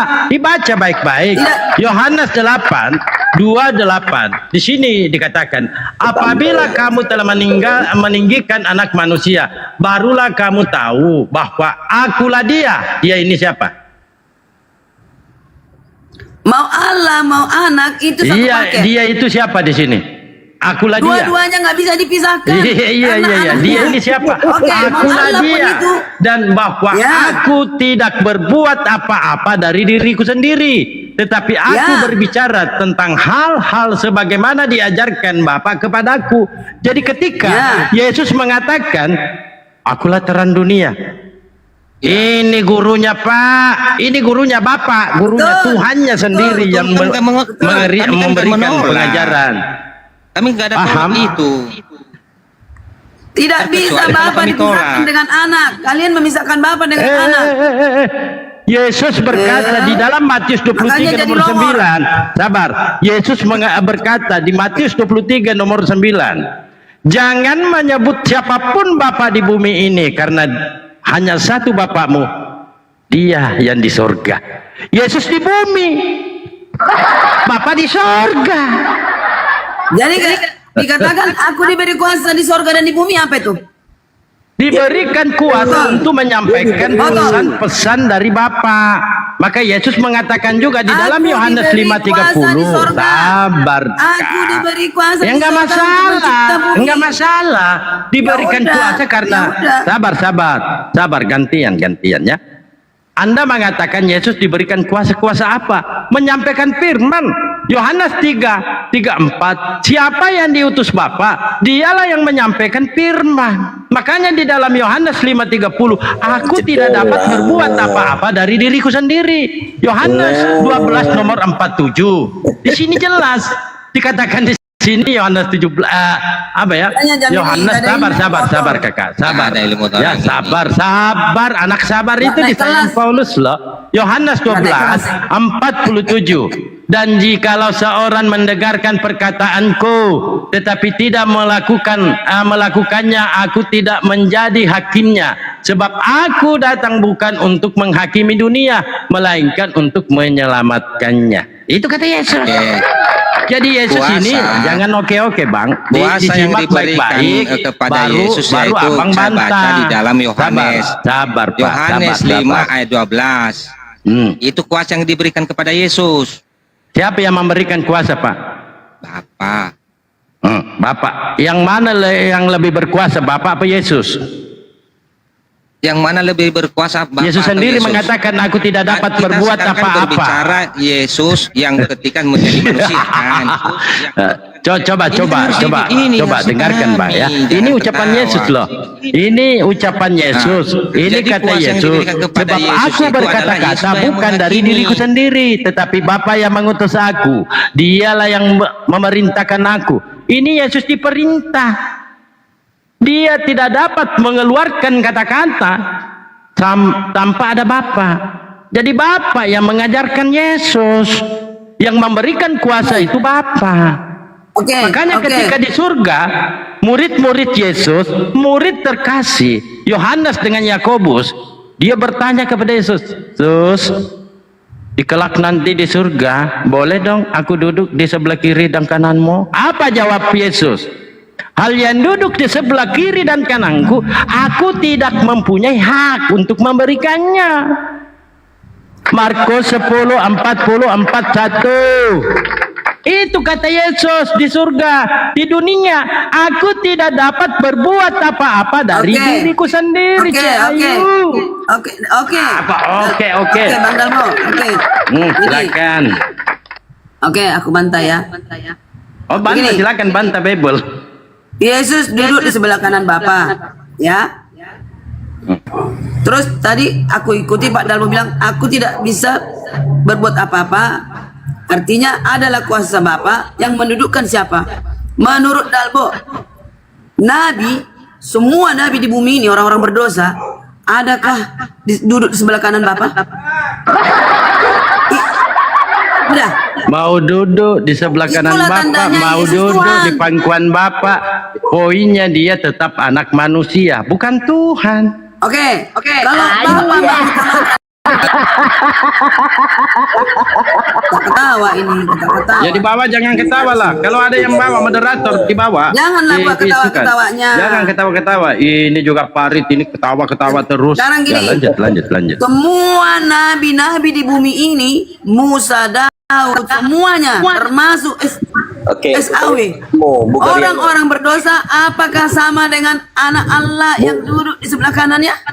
Itu aja jawab. Riana, Selesai. Bu Karyana. Memang siapa Oh, itu aja jawab. Jawab dulu itu aja. Ya biarkan dulu lanjutkan Dito. Nanti saya Siapa jawab. Nabi Jawabannya itu karena tidak berdata. Nabi Nanti saya Adam, jawab secara logika. Nabi Silakan Musa, lanjutkan Nabi Dito. Daud. Itu dulu jawab. Apakah sama dengan Yesus yang duduk di sebelah kanan Bapak? Samakah dengan Nur tadi, Nur cahaya itu? Saya jawab Sama nggak? 1 menit aja ya kan Dito ya. Tidak supaya dia ada keluar. yang sama dengan dia. Tuh. Aku izin Sudah turun ya. ada. Karin. Aku izin turun sebentar. Saya mau Sama lah, nyuci karena sama-sama. istri saya kerja. Sehari ini saya nggak kerja, tapi saya mau Turun lah, kasih nggak ada dulu di yang mesin mau cuci. ada yang- Oke, salam semuanya ya. Salam Ibu Ya, Karyana. Enggak boleh, enggak Mohon boleh maaf. Kristen Selamat memberikan Natal, salam, Ibu ya. enggak Selamat boleh. Natal. Tidak boleh Kristen mengucapkan Izin ya, salam. izin Enggak turun. boleh. Lain Juga kali kan mau- kita mau ketemu ini, lagi. ada Aku kan urusan. sering di sini, sering ke sini. Iya, iya, iya. Terima kasih. Iya. Nanti lagi, terima kasih. Aduh, aduh, aduh, mau kemana semua ini? Menyesal aku masuk loh, nyesal aku. Mama Terlalu berat padahal gua. Jangan kasih data, kabur dia. Katanya tadi, saya mau bantah, silakan bantah Biblenya. Lanjut, Kandito. Itu dia. Jadi yang mereka bantah sebenarnya mereka nggak sadar kalau itu Bible. Mungkin dikiranya apa. Jadi teman-teman, sudah jelas-jelas tertulis tuh, Yesus itu dijadikan Tuhan. Kenapa mereka berkelit? Coba. Data itu tertulis supaya ia menjadi Tuhan. Yesus ini dijadikan Tuhan, bukan dia Tuhan. Itu poinnya. Bang Baal kemana dia? Bang Baal tadi kemana? Baal lari. Jadi pada waktu dia dijadikan Tuhan, Yesus itu tidak pernah tahu kalau dia dituhankan. Karena alibinya dari semua yang dikatakan di Bible, supaya ia menjadi Tuhan, disalibkan menjadi Tuhan, ini adalah perkataan manusia. Runtutannya adalah karena dia mati di kayu salib. Apakah Yesus mati? Sementara dia mengatakan di Yohanes berapa padahal Bu? Ya, Matius 12 nomor 28. Yang ini ya 39 sampai 40, Matius 12. Tanda Yunus kan dikatakan Ya. untuk perbuatan jahat bahwa 3 hari 3 malam dia tidak mati. Ya, kalau itu tanda dari Yesus, maka Yesus ini nggak mati. Kalau Yesus nggak mati kan tidak bisa dijadikan Tuhan. Ini loh, poinnya di situ. Tapi ya memang karena dikarang-karang bebas supaya jadi Tuhan, ya terserah mereka lah. Ayo naik lagi Oten, diundang lagi yang banyak. Ya enak kalau rame. Malah dia keroyok. Oh, dia jago-jagoan tadi karena dia punya anu di sini, gebetan, ada Parit. Pak Parit, jangan marah sama aku lah, Parit. Hei, Parit, marah Parit. Jangan marah lah, marah dia. Saya bal-balik si kira anak itu Karina. Siapa? Damai kita Bang Parit ya. Bang Parit, lanjut. Hey, yo. Kenapa marah? Yang Itu jadi, No comment. Lanjut lagi. ya kan? Yang jadi lucu itu dia sudah mengatakan Yesus itu diciptakan. Kok bisa-bisanya dia mengatakan lagi dia menciptakan? Dia jadi pencipta. Wah, ini bingung sendirinya dia rupanya. Jadi kalau di komal-komal manapun Bu Karyana selalu mengatakan kepada orang Kristen, Yesus itu diciptakan. Ramai lah dia kan sama Kristen yang lain. Tapi barusan saya dengar dia diciptakan untuk menjadi pencipta. Tuhan kecil dia bawa, Tuhan besar, Tuhan kecil. Ini konsep apa yang dia bawa nih? Padahal kan itu Al-Quran sudah menjelaskan di dalam surah Al-Maidah ayat 75 ya, kalau nggak salah dikatakan bahwa itu hanyalah manusia biasa, bukan Tuhan. Karena kenapa dikatakan mal masih Maryam illa rasul, qad khalat min qablihir rasul wa ummuhu siddiqah kana yakulanit ta'am unsur kaifan bayin lahumul ayati sumansur anna yakafun.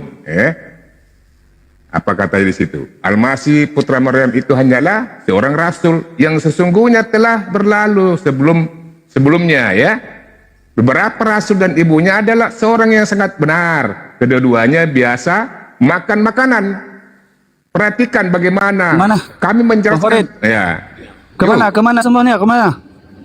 Kalau Pasin pergi tadi kemana? kabur semua. Waduh. aku turun kabur. barang tadi. Aduh, kenapa ndak ditunggu kita dulu? Ya bagaimana anu. ceritanya mau ditunggu, nggak bisa bantah dia, dibacain ayat sama Bang Dalbo, kabur dia baca ayat, dia bacain ayat. Aku turun dulu sebentar ya. Nanti aku naik lagi. Aku makan dulu sebentar. Aku mau matikan HP ini. Ndak ada cas HP ini. Nanti terpental nanti. Ya balik lagi lah sebentar. Oke, nanti aku naik lagi nanti ya. Kau ini pacarnya siapa? Pacarnya Selanjutnya saya ini. Boleh lanjut ya, dikit ya, biar edukasi ya. Salam. Boleh ya, boleh. Ya silakan bela. Kau punya Oke. pacar tadi. Kau bela dia. Tadi saya lanjut terputus tadi, biar kita edukasi, biar Oten paham kenapa salahnya Al-Quran menjelaskan bahwa Yesus itu manusia biasa, bukan Tuhan. Seperti halnya kita, Al-Quran sudah menjelaskan itu. Ya kalau ada manusia yang terikat dengan ciptaan Allah yang lain, seperti hanya tumbuh-tumbuhan dan hewan, berarti hakikat manusia itu membutuhkan yang namanya makan, minum, dan lain sebagainya. Tuhan nggak demikian, gitu kan? Itu maksudnya Al-Quran, ya. Karena kalau kita menjelaskan di dalam Matius 21 18 sampai 19 itu dikatakan Yesus mengutuk pohon ara ketika Yesus merasakan lapar, sehingga ia ingin memakan buah ara, tetapi pohon ara tersebut tidak menghasilkan buah. Nah itu menandakan Yesus itu manusia merasakan lapar gitu loh. Karena begitu nggak apa ya, pohon barang nggak menghasilkan buah, dikutuklah pohon ara oleh Yesus itu. Apa salahnya pohon ara gitu kan? Apakah bisa dikatakan Tuhan kok punya marah gitu loh terhadap orang yang pohon yang tidak bersalah kok sampai dikutuk? Ya memang begitu, nggak, bukan musim buah, berarti Yesus tidak paham dengan musim buah gitu loh. Apalagi memahami kiamat, musim buah aja nggak paham, bagaimana bisa dikatakan Tuhan gitu loh. Kan gitu kita arti ini analogi ya, pikir analogi. Kemudian bukti yang lain bahwasanya Yesus sendiri sama sekali tidak pernah menyatakan ia Tuhan, melainkan Yesus adalah manusia biasa. Di mana ketika Yesus berpuasa selama 40 hari, puasa loh. Kemudian ia menahan lapar. Aduh lapar saya, lapar, mau makan. Loh, kok ada Tuhan begitu ya? Nahan lapar sampai dia berhenti, aduh kelaparan ini, aduh gimana dia bisa makan nih? Ternyata pingin makan buah ara, buah ara tidak menghasilkan buah. Kan bukan Tuhan begitu namanya. Tidak punya kuasa, maka Yesus mengatakan, aku tidak bisa berbuat apa-apa dari diriku sendiri. Itu ibarat Yohanes 5 nomor 30. Itu benarlah kata Yesus. Berarti Yesus sadar bahwa dia adalah manusia. Kenapa? Lapar dia. Lapar. Nah, itu ya. Itu Bandalbo. Itu aja sedikit Bandalbo. Dari analogi saya berpikir ya ke situ. Lanjut. Kandito, Tadi kan dia bertanya, dia tadi bertanya, tunjukkan Nabi yang duduk di sebelah kanan Bapa. Ya cuman Yesus. Karena satu-satunya Nabi yang gagal, Yesus. Satu-satunya Nabi penakut, Yesus. Ya. Kalau kita juga merujuk ke Bible, ayat Bible Bandalbo itu kan di Barape. Makanya diambil dia kayak anak kecil kan. Contoh anak saya kan ada dua nih, anak saya kecil satu, anak saya nangis, papa aku dipukul, sini nak kamu duduk di sini aja nak. Itu gampang kok. Ya. Jadi tadi kan analogi komparasi ke Bible, ayat Bible. Sekarang kita mau baca ayat Bible di dalam Kisah Para Rasul 5 nomor 31. Apa katanya di situ? Bahwasanya Allah telah meninggikan Yesus, di situ dikatakan kan, sebagai pemimpin atau pangeran untuk juru selamat untuk kepada kaum Bani Israel, itu memberikan pertobatan dan pengampunan dosa kepada bangsa Israel yang menjadi landasan kesaksian iman kekristenan. Itu pertobatan dan pengampunan dosa, bukan penebusan, pengampunan dosa. Jadi berdasar daripada perbuatan dosa. Ketika itu ya harus bertobat, ampun, nggak ada penebusan di situ. Karena memang di dalam kitab Rasul itu untuk Bani Israel. Tuh. Allah meninggikan Yesus. Kalau orang ditinggikan, ya bukan Tuhan loh, ada meninggikan dia gitu loh. Ini memang bukan kita yang berlawan dengan kita, malah Bible-nya mereka yang dia bantah mereka tuh, bukan kita. Itu Bandalbo. Jadi banyak hal yang kita pertanyakan dalam Bible. Jelas saja itu ya. Allah telah meninggikan Yesus untuk menjadi sebagai pemimpin atau juru selamat dengan tujuan apa? Yang utamanya untuk memberikan pertobatan dan pengampunan dosa kepada bangsa Israel, bukan bangsa Roma. Bangsa Roma mengajarkan penembusan dosa, ya kan berlawanan dengan pengajaran Yesus tuh. Nah, itu ya. Ayolah teh naiklah. Pak Ijol ini senang kali dia gini. Dalbo, hari ini sudah berapa kali kau ngocok? Mamamu yang ngocok aku. Cuma aku nggak nafsu loh. Kok jambulnya putih-putih semua, Jo? Aku nggak mau ngocok, tapi aku dikocok. Tapi masalahnya jambulnya itu loh kok putih-putih semua. Putih-putih melati. Gimana sih, Jo? Tanya sama mamamu ya. Suruh pakai piran dulu. Hah? Kalau mau kocok Dalbo, aku bilang aja sama mamamu. Bilang, Ma, Dalbo nggak nafsu katanya karena putih-putih melati. Lanjut Bang Baris, saya mau makan nih. Pancing emosi dulu Pak Baris, pancing emosi. Tadi kan mereka mengatakan bahwa Yesus itu diberi kuasa, jadi dia penguasa surga dan bumi. Ya. Tapi dibantah oleh Yesus sendiri. Di mana bantahannya? Di dalam Matius 7:21 sampai nomor 22. Apa kata Yesus ini? Ini dibantah lagi di sini. Jadi bukan kalian kalian itu, Bible. Gitu ya. Apa kata Yesus dalam Bible itu? Apa kata Yesus dalam Matius 7 nomor 2 sampai 22? Bukan setiap orang yang berseru kepadaku, Tuhan, Tuhan, maka mereka akan masuk ke dalam kerajaan surga, melainkan dia yang melakukan kehendak Allah Bapa yang ada di surga. Gimana ceritanya Anda ini ya? Yesus bantah sendiri pernyataan Anda itu. Ini Pak Farid kan ada di bawahnya fitnah iblis lah yang menyatakan Yesus punya Bapa. Berarti Yesus iblis karena Yesus sendiri mengaku. Yesus sendiri mengaku punya Bapa. Ini gimana sih ini Kristen ini? Makanya ke gereja jangan colot pantat pendeta, baca Bibelnya. Ke gereja minum tuak, joget-joget, Bible tidak dibaca, diketek. Mana sih Kristen? Lanjut.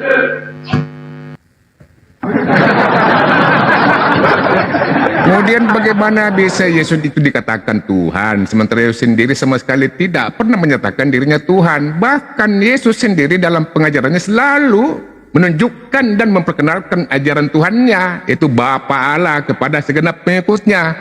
Siapa itu pengikutnya? Kaum Bani Israel. Karena seringkali disebutkan pengikut Yesus ada kaum Bani Israel. Dasarnya di mana? Yesus diutus oleh Allah Bapa kepada kaum Bani Israel. Bani Israel apa itu? Apa yang diimani oleh Bani Israel? Yahudi, paham Yudaism.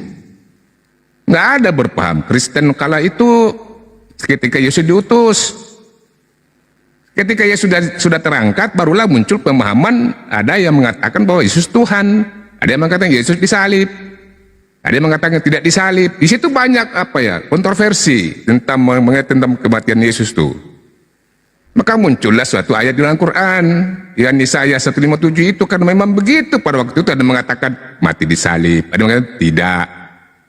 Tapi separuh dari murid Yesus mengakui bahwa Yesus itu tidak disalib. Terutama pada orang-orang Hawariyun, ya, murid Yesus itu mengatakan bahwa Yesus tidak disalib, tidak mati.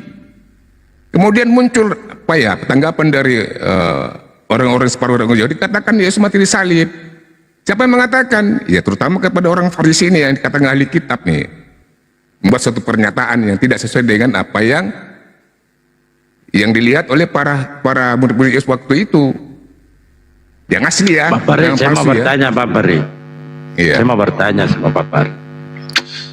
Kenapa sih Kristen ini Pak Farid giginya panjang-panjang, jelek lagi, rakus lagi? Astagfirullah. Ya kenapa Kristen ini giginya panjang-panjang, jelek, rakus? Silakan. Ya. Gimana sama Nggak dosa ya? Saya kan Nggak dosa. bertanya.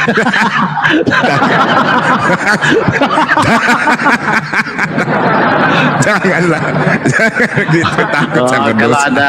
ada guru yang saya nggak mau lagi bicara aneh-aneh. Assalamualaikum Ustaz Tata. Waalaikumsalam. Aku tanya aja Ustaz Tata ya. Astagfirullah ya Allah.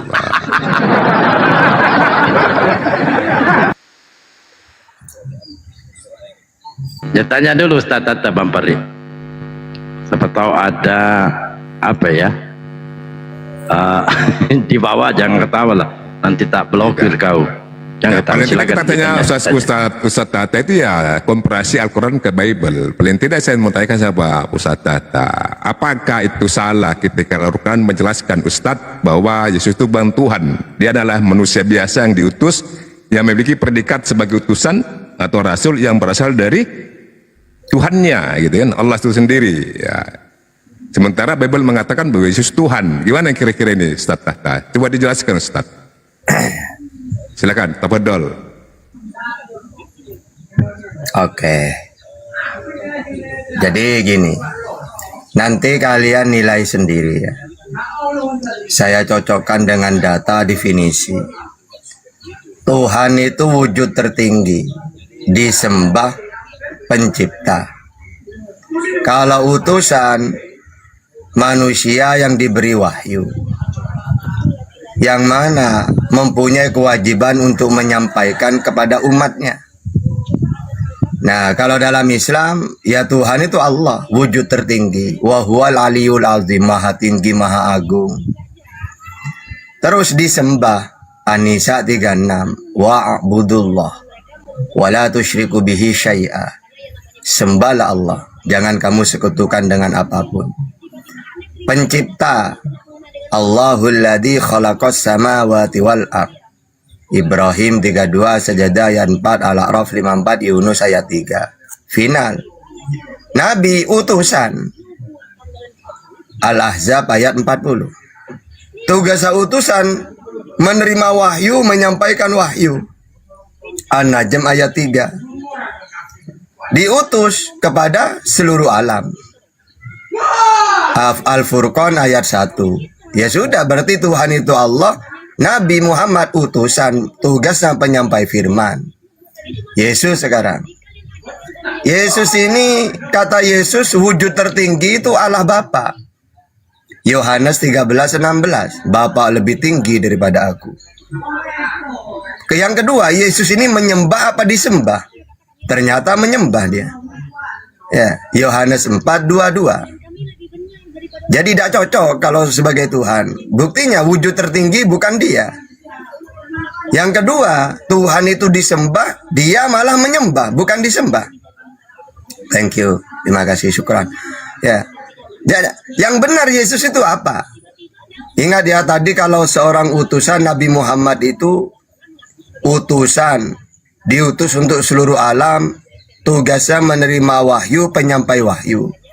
Nah kita alihkan ke Yesus. Yesus ngaku utusan, Matius 15:24. Yang namanya utusan penyampai firman. Jelas Yesus penyampai firman. Ya, di dalam Yohanes 17:8. Ya, diutus kepada siapa? Kalau Nabi Muhammad seluruh alam. Yesus ya untuk Sriwil doang. Ya, Matius 15:24. Ya sudah, dengan data-data itu masa kita mau bingung ya, Pak? Nah, mereka ini kalau mereka, nah sekarang gitu, orang Kristen ini ketika mentuhankan Yesus, datanya itu tidak jelas. Oh iya, katakan aku dan Bapak satu, apa hubungannya gitu? Kalau cuma kayak gitu kan mudah. Yohanes 17:21, Yohanes 14:20, aku Bapak mereka satu. Oh enggak, tata Yesus kan kalau nabi-nabi yang lain dari dunia. Ya, kalau Yesus tidak, bukan dari dunia. Apa bedanya dengan Yohanes 17:14? Mereka bukan dari dunia, sama seperti aku bukan dari dunia. Tapi kan Yesus berasal dari Allah, tata. Loh, apa bedanya dengan mereka? 1 Yohanes 4 ayat 4, 1 Yohanes 4:13. kamu berasal dari Allah anak-anakku, kamu di dalam Allah anak-anakku. Jadi mereka ini pakai ayat yang gak jelas itu loh. Yang mana bisa kita bantah pakai Bible itu sendiri. Gitu. Nah, tepuk tangan ini baru tepuk tangan gitu, Bang Fadil. Keren Ustaz. Ini baru ilmu ten. Ini ilmu ten. Catat ten ya, catat ten ya. Ya, itu ilmu tuh.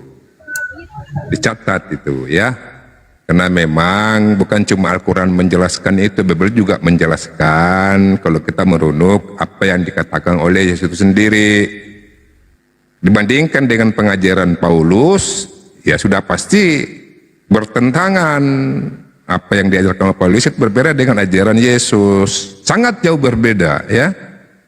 Nah itu, di mana perbedaannya? Paulus mengatakan Yesus itu Tuhan. Ketika ada yang percaya bahwa Yesus itu dibangkitkan dari orang mati, maka mereka akan diselamatkan. Ya, kalian akan diselamatkan. Tapi Yesus sendiri di dalam Bible mengatakan juga, aku diutus hanya kepada kaum Bani Israel. Apa yang kuajarkan kepada kaum Bani Israel? Wahai Bani Israel, hukum utama dengarlah wahai Rasul bahwa Tuhanlah kita ada Tuhan yang Esa. Itu ajaran Yesus. Nah, berbeda kan dengan ajaran Paulus. Nah, jadi pertanyaan, di mana pernah mengajarkan Yesus begitu kepada kaum Bani Israel? Buktinya tidak ada pun satu nas orang Israel mengimani Yesus sebagai Tuhan. Terus kepada orang Yahudi nggak ada. Gitu ya. Nah ini ilmu nih Bang Ustadz Hatta ya, luar biasa, masya Allah. Lanjut Ustadz. Naik loten diskusi sama Ustadz Hatta. Mau tanya Al-Quran boleh, nggak usah diskusi, tanya aja Al-Quran sama Ustadz Hatta. Nggak usah diskusi, kalau mau takut diskusi, tanya aja. Naiklah.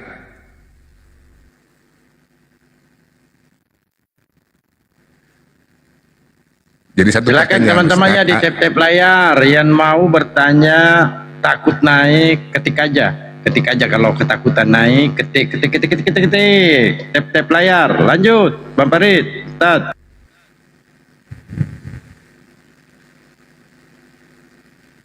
Gak ada suaranya Ustadz Tata, gak ada suaranya Bang Debu.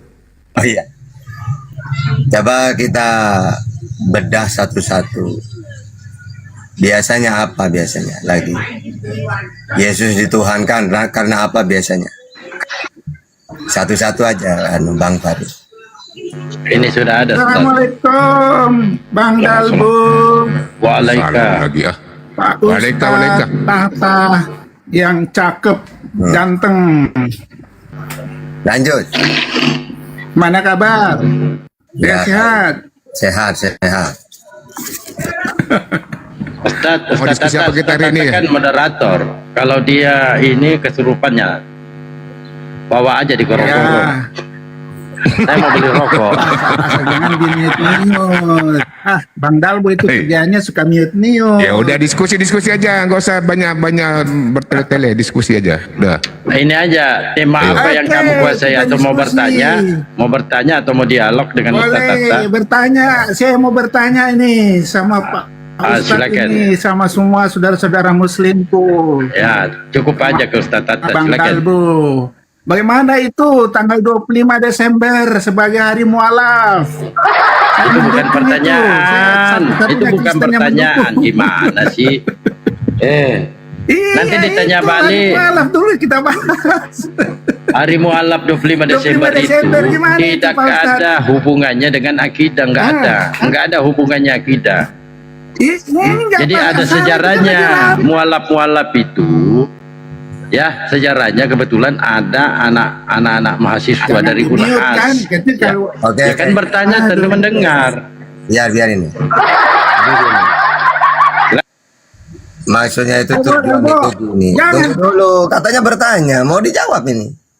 Gimana? Ya, jadi gini. Kenapa kok di hari itu ada peringatan Hari Mu'allaf? Karena kita itu kasihan. Dulu orang-orang yang sebelum Mu'allaf ini kan bertemu dengan keluarganya, merayakan, kayak gitu deh. Nah sekarang di bulan itu kan sudah tidak lagi. Maka biarin mereka itu yang dulunya itu gembira karena menyembah manusia. Nah sekarang mereka tetap kami kasih ruang untuk kegembiraan karena mentuhankan Tuhan yang benar sudah. Kalau dulu kan mereka ini pesta-pesta karena merayakan Tuhan manusia. Nah, lalu diganti kan sekarang mualaf sudah. Di bulan tersebut mereka kami beri kegiatan-kegiatan ya yang sesuai dengan Islam gitu. Biar kasihan ya. Kalau sama-sama untuk apa di tanggal itu loh? Kalian juga kan nggak ada dalilnya. Ya, tiba-tiba kelahiran Dewa 25 Desember kalian pakai. Gitu, tidak masalah, sama-sama bebas dong, kecuali kalian punya dalil bahwa Yesus ini kecuali kalian punya data ya. Kalau punya data ada masalah dalam Bible bahwa Yesus lahir di bulan 25 Desember baru. Uang bagi kami kalian itu cuma ngarang-ngarang kok tanggal itu, maka bebas kami juga gitu. Kasihan mualaf, tenang mualaf, dulu kalian kumpul-kumpul merayakan Natal, sekarang tetap kalian akan bersenang-senang. Tunjukkan kalian lebih bahagia karena sudah menemukan Tuhan yang benar gitu. Ya, jadi tidak berubah tanggalnya, tetap mereka bahagia gitu. Oke, silakan. Oke, ya wes. Jadi gini Ustadz, kalau saya sih nggak ada masalah Ustadz. Saya setuju. Jadi dia lagi seperti merayakan Natal kemarin kan, hanya kan ya hari mualaf yang dirayakan. Biar tanggal 25 Desember itu jadi rame gitu. Nanti diiringi lagu Malam Kudus, ya tambah meriah lah. Gitu. Satu pertanyaan Ustadz, kenapa nggak tanggal 1 Muharram aja? Ya, pakai kalender Hijriah. Udah. Lebih pas gitu kan. Karena kalau tanggal 25 gini loh, tunggu dulu. Ini mualaf ini kan tunggu dulu.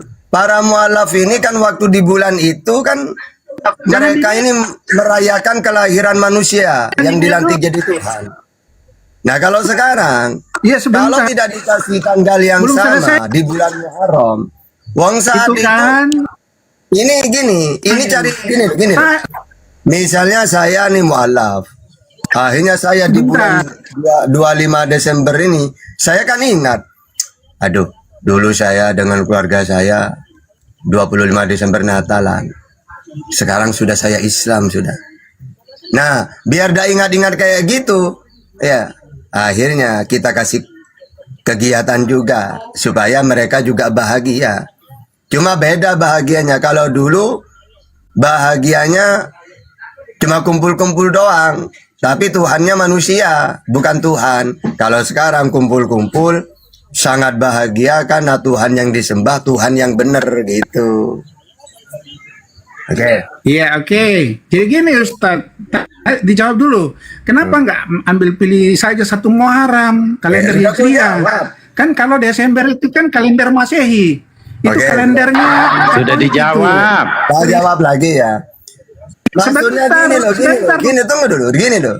Kenapa kau milih 25? Karena saat 25 itu dulunya dia itu punya hari kumpul-kumpul rame-rame di bulan itu. Maka karena dia mualaf di bulan itu beda lagi kegiatannya, tapi tetap biar tidak kesepian dia, biar dah ingat-ingat dulu waktu menyembah manusia itu, biar dah ingat itu. Biar mereka di bulan yang sama keluarganya itu kan kumpul-kumpul. Nah, mualaf ini kumpul-kumpul juga. Cuma bukan lagi Natal gitu. Alasannya. Silakan. Maksudnya bukan lagi mabok-mabok. Oh iya, boleh lah. Masuk akal. Dalbo. Jangan di-mute Dalbo. Kamu itu curang jadi host. Silakan. Ya, aku belum selesai bertanya. Udah. Ngomong. Masih tanggal 25 Desember. Richard ini kayak ibu-ibu aja. Masehi. Iya kan? Harusnya pakai kalender Hijriah dong. 1 Muharram kah atau 2 Muharram kan lebih bagus. Ini kan masih kalender Masehi, Izin dulu, kalender kafir. Guru Ustaz Masih ya. dipakai kalender kafir. Gimana itu Oke, Ustaz? Coba. sebelum Jawab dulu, Ustaz. iya, sebelum mereka Kenapa? mualaf Hijriah, dia ya. Kristen. Silakan. Dia Kristen. Sebelum dia mualaf, waktu dia masih Kristen. Iya, kenapa harus tanggal 25? Di tanggal berapa dia Natalan? Di kalender Masehi. Ini yang mau dihibur ini para mualaf. Sedangkan para mualaf ini sebelum dia mualaf, Iya, jadi tetap dong. Bersamaan dengan Natal. dia bersukaria, bersukacita Iya, di tetapkan bersamaan bulan orang Kristen Desember merayakan. tanggal 25. Disamain. Tanggal 25, sahabat. Iya, kenapa disamain, Bang? Bukan disamakan, bukan disamakan. Tahu nggak? Sebelum dia Disamain, mualaf, 25. sebelum dia mualaf, Sama ini. Natalnya Kenapa nggak satu Muharram? tanggal berapa? Pakai kalender Iya, Hijriah, sebelum lebih dia bagus mualaf. Sebelum dia mualaf. Kan dia Kristen. Kenapa Jadi supaya dia ada tetap kegiatan merasakan seperti tanggal itu? 25 gitu ya? Sabar. Kenapa ada kegiatan seperti itu? Saking banyaknya yang mualaf. Mereka yang baru mualaf merasa kesepian, merasa sedih, ditinggal keluarga, anak istri atau kedua orang tua. Maka cara penghiburannya ya seperti itu. Karena kalian ini menyembah mabok di tanggal 25. Maka berbeda kata Ustaz Tata. Caranya berbeda lagi, malah mendapatkan pahala karena yang dilakukan itu pengajian di 25 Desember, bukan minum tuak. Itu loh. Paham sampai sini? Ini Darbo. Paham toh? Paham. Ya sekarang ya angkat tema aja Begini, kalau mau Darbo, debat. Kenapa masih pakai kalender Masehi? Apa hubungannya kalender Sebentar, Masehi? Darbo. Memangnya kalender Masehi itu punya Kristen? Dengan kelahiran Isa Iya, Al-Masih. memangnya Darbo, kalender kirim dia Masehi ke itu tema lain dah. Kristen. Harusnya jangan pakai kalender Iya, Masehi. kenapa? Apa Itu kan dasarnya kalender Kristen melarang orang kami kafir. pakai itu? Apa dasarnya? Harusnya pakai kalender Hijriah Iya, aja. apa sebetulnya. dasarnya Kristen melarang Kenapa itu? nggak pakai yang Kenapa itu? sih ini Kristen ini?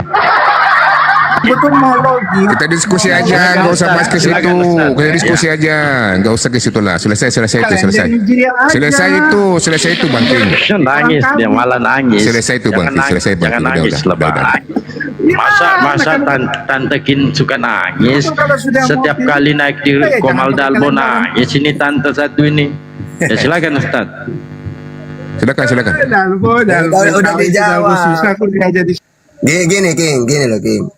Mereka ini kan kalau Natal 25 Desember itu kan biasanya keluar semua.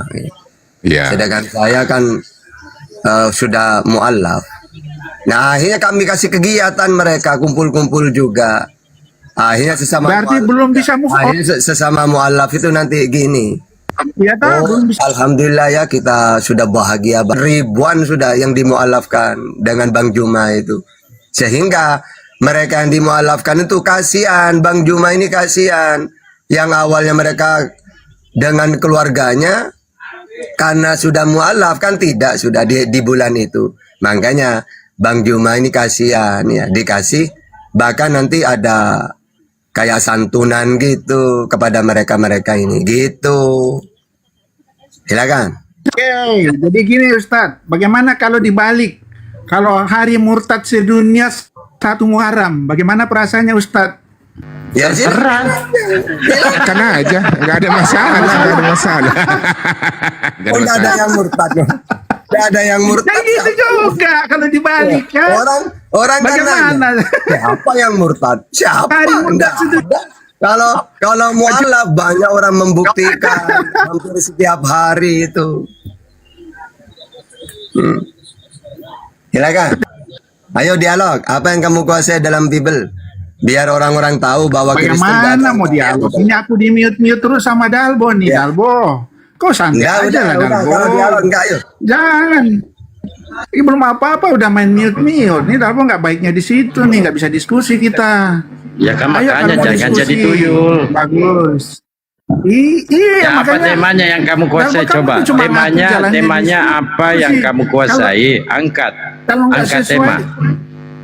Hah? Coba angkat Apa tema yang tema kamu apa? kuasai. Ayo. Berdua dengan Ustaz Tata.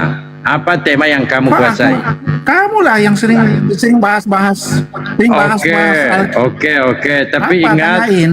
Iya, Tapi diskusi oke. ya, diskusi. Iya, iya, siap, Dalbo. siap. Ingat. Dalbo. Tapi Iya, gini, iya, Dalbo. iya, iya, ingat. Aku mau Ya. diskusi atur debat kusir. Bisa Iya, 2 iya, menit, 2 menit, siap. Pak. Oke. Jadi kalau Iya, aku iya, ngomong iya. jangan di-mute. Itu Iya, permainannya ingat Dalbo dulu. tuh. Aku Ingat belum selesai dulu. di-mute. Kan kamu Tuh nggak gimana ini bagus nggak mau kayak berhenti gitu bicara? diskusi. Nggak Iya. mau berhenti bicara. Jadi kita bikin kesepakatan Dia dulu. tidak mau di-mute, tapi Bikin tidak mau kesepakatan berhenti dulu ya. bicara. Gimana sih? Tidak diatur dulu. Iya. Tidak, Dalbo kok kadang Iya, suka iya kan ini. saya Kayak sebagai host, kepanasan. moderator, ya tentu karena kita Ya, menyuruh Anda moderator memilih itu tema jangan tapi tidak ikut-campur. mau. Gimana ceritanya ini? Dari tadi bicara nggak mau diam. Apa Ya tema udah, yang kamu wes, kuasai? atur. 2 menit, 2 menit ya. Iya ya, apa Gantian ya. tema yang kamu kuasai? Temanya Jangan potong-potong dulu. ya. Bukan Ya, terserah dipotong-potong kalian, apa tema temanya? Temanya apa? Kamu lah, kamu kan host di situ. Oke, saya atur temanya. Ya. Sebelum saya angkatkan tema, Tuhanmu dipertegas dulu. Siapa Tuhanmu? Yesus kan? Ya Allah ampun. Itu sudah tahu Tuhan Yesus. Oke.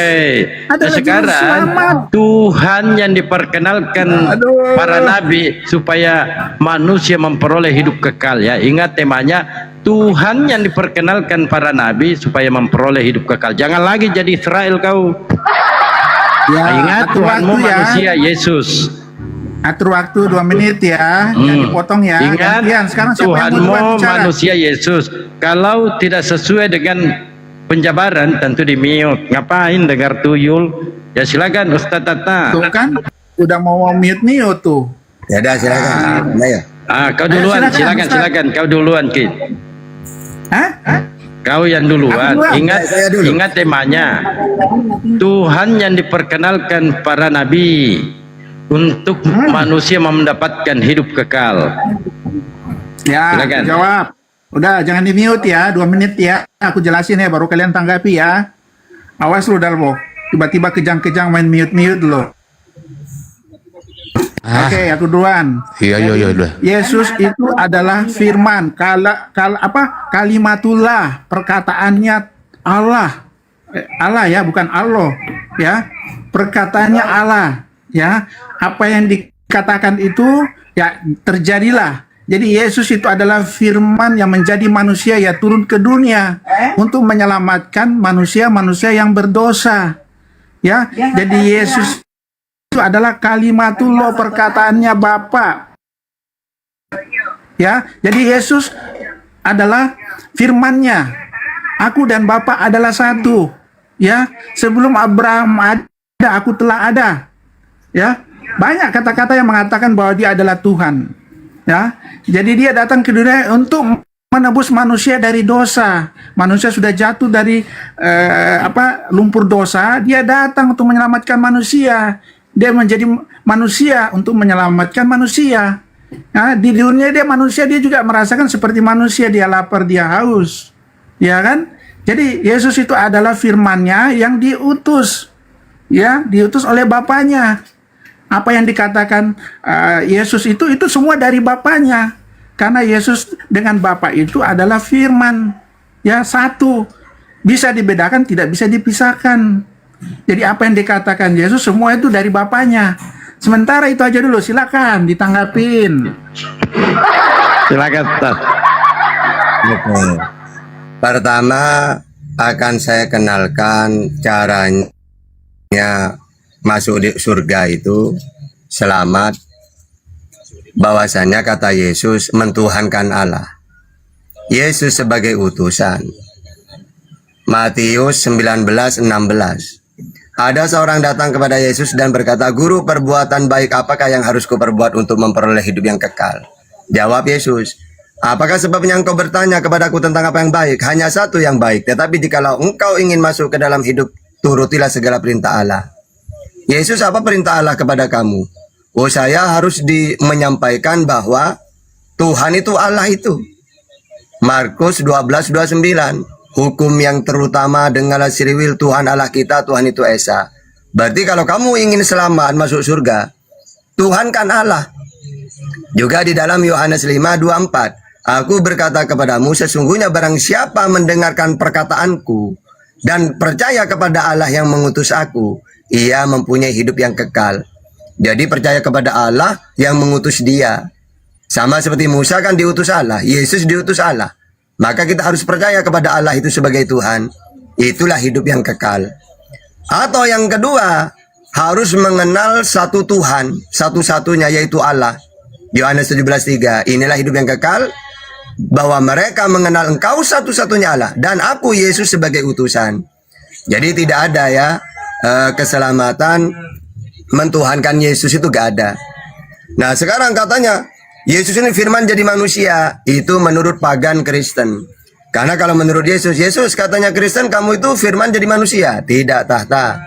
Firman itu perkataan Tuhan, tahta. Keluaran 34:28, Yeremia 15:16, Yeremia 30 ayat 4, Yehezkiel 3 ayat 4.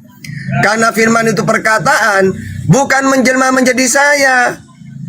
Tapi firman itu diterima oleh saya.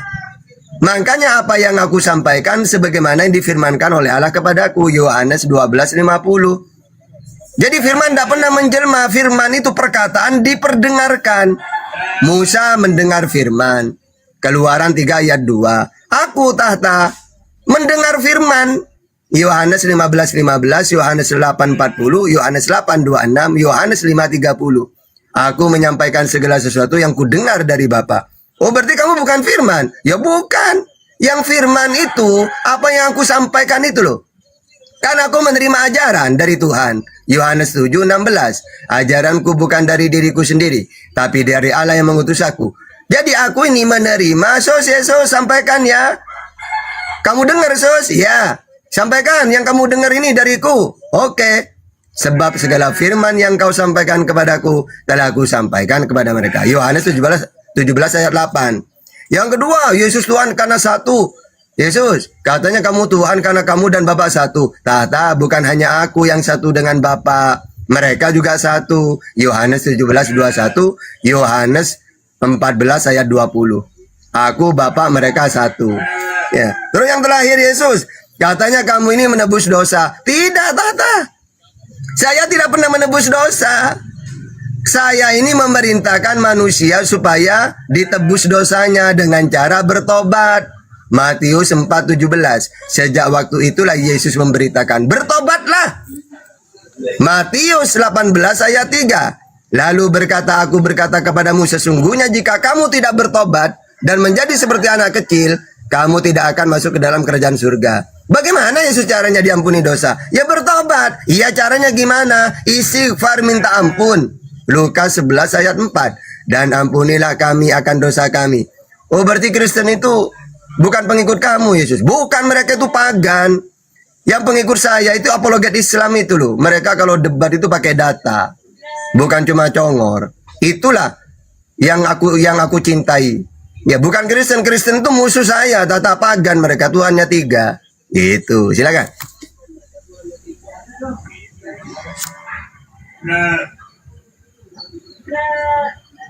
Ya, oke, itu menurut Ustadz Tahta. Menurut aku. Kami sebagai orang Kristen yang mengimani, kami lebih paham daripada Ustadz Tahta. Karena Anda hanya apologet saja yang tidak mengimani, yang cuma tahunya kritik teks, tapi tidak mengerti apa makna dari ayat Alkitab.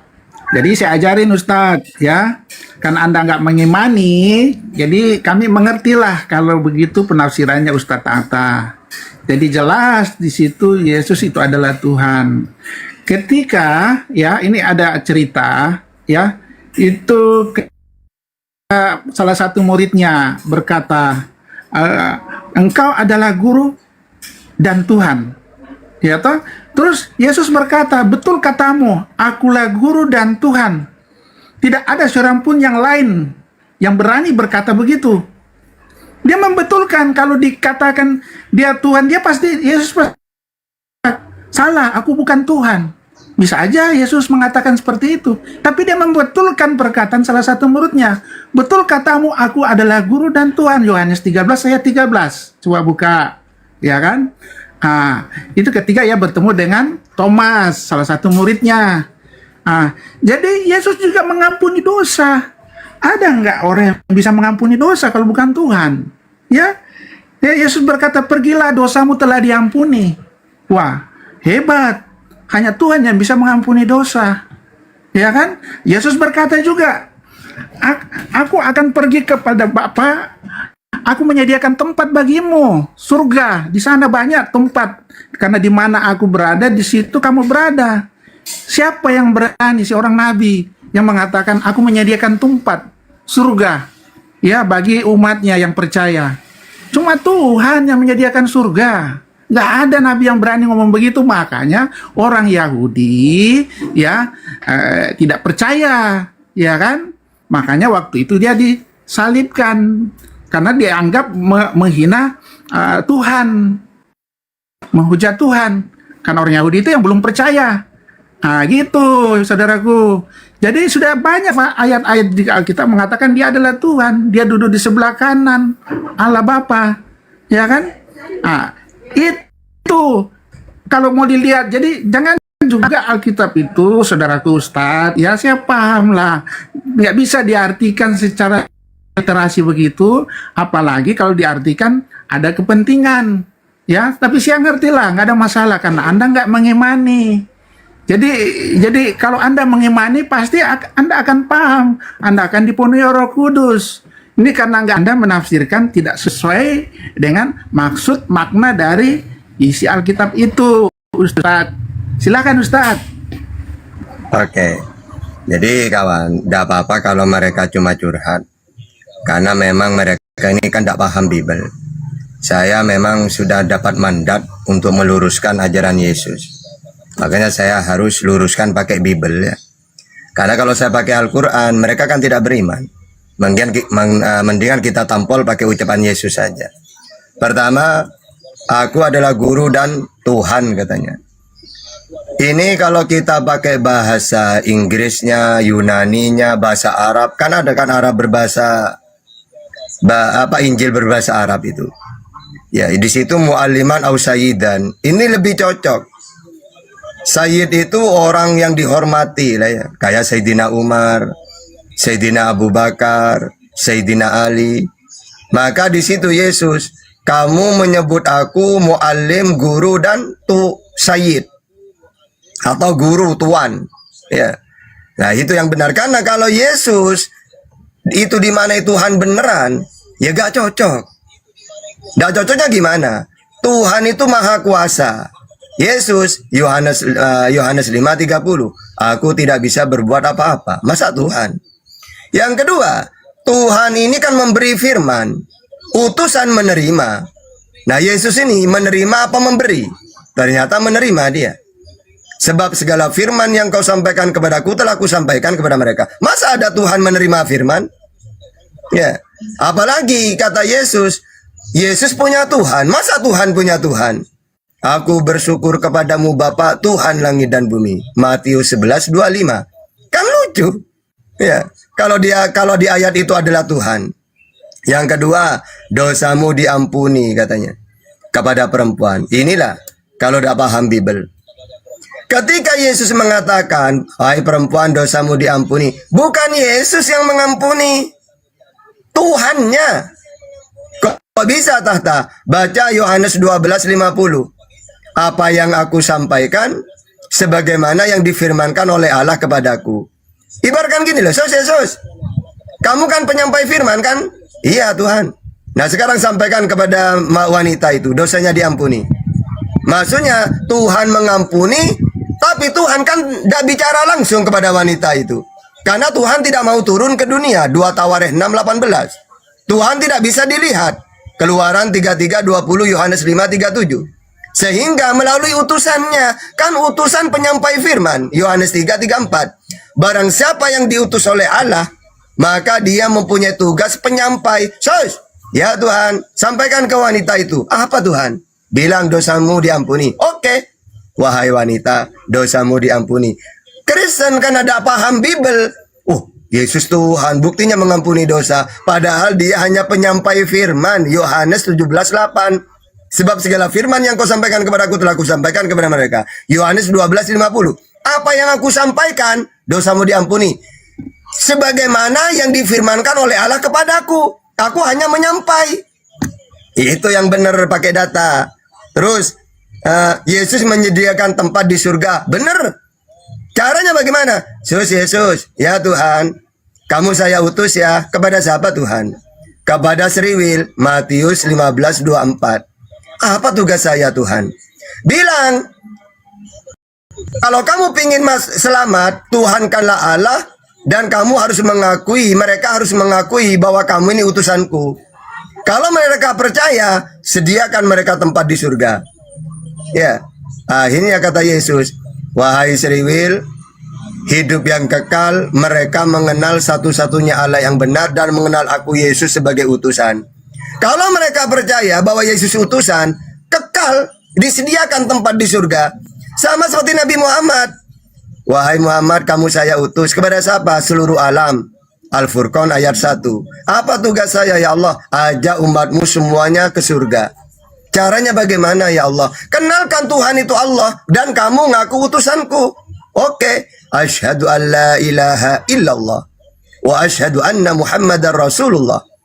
Bahwa kalau kamu ingin kekal di surga, bersaksilah, berikrar bahwa tiada Tuhan di langit dan di bumi kecuali Allah. Dan kamu harus berikrar bahwasannya aku ini Muhammad utusannya. Kan sama dengan Yesus menyediakan tempat di surga. Caranya mentuhankan Allah. Kalau di zaman sekarang karena kita umatnya Nabi Muhammad utusannya. Karena dulu Yesus yang diutus, mentuhankan Allah, Yesus utusannya. Kalau kamu masuk neraka karena tidak ada, saya akan menyediakan tempat di surga. Gimana caranya Yesus? Tuhankan aku. Gak ada. Sudah tak obok-obok Bible itu gak ada. Jadi kalian ini, aduh, kasihan noten-noten ini ya. Oke, silakan.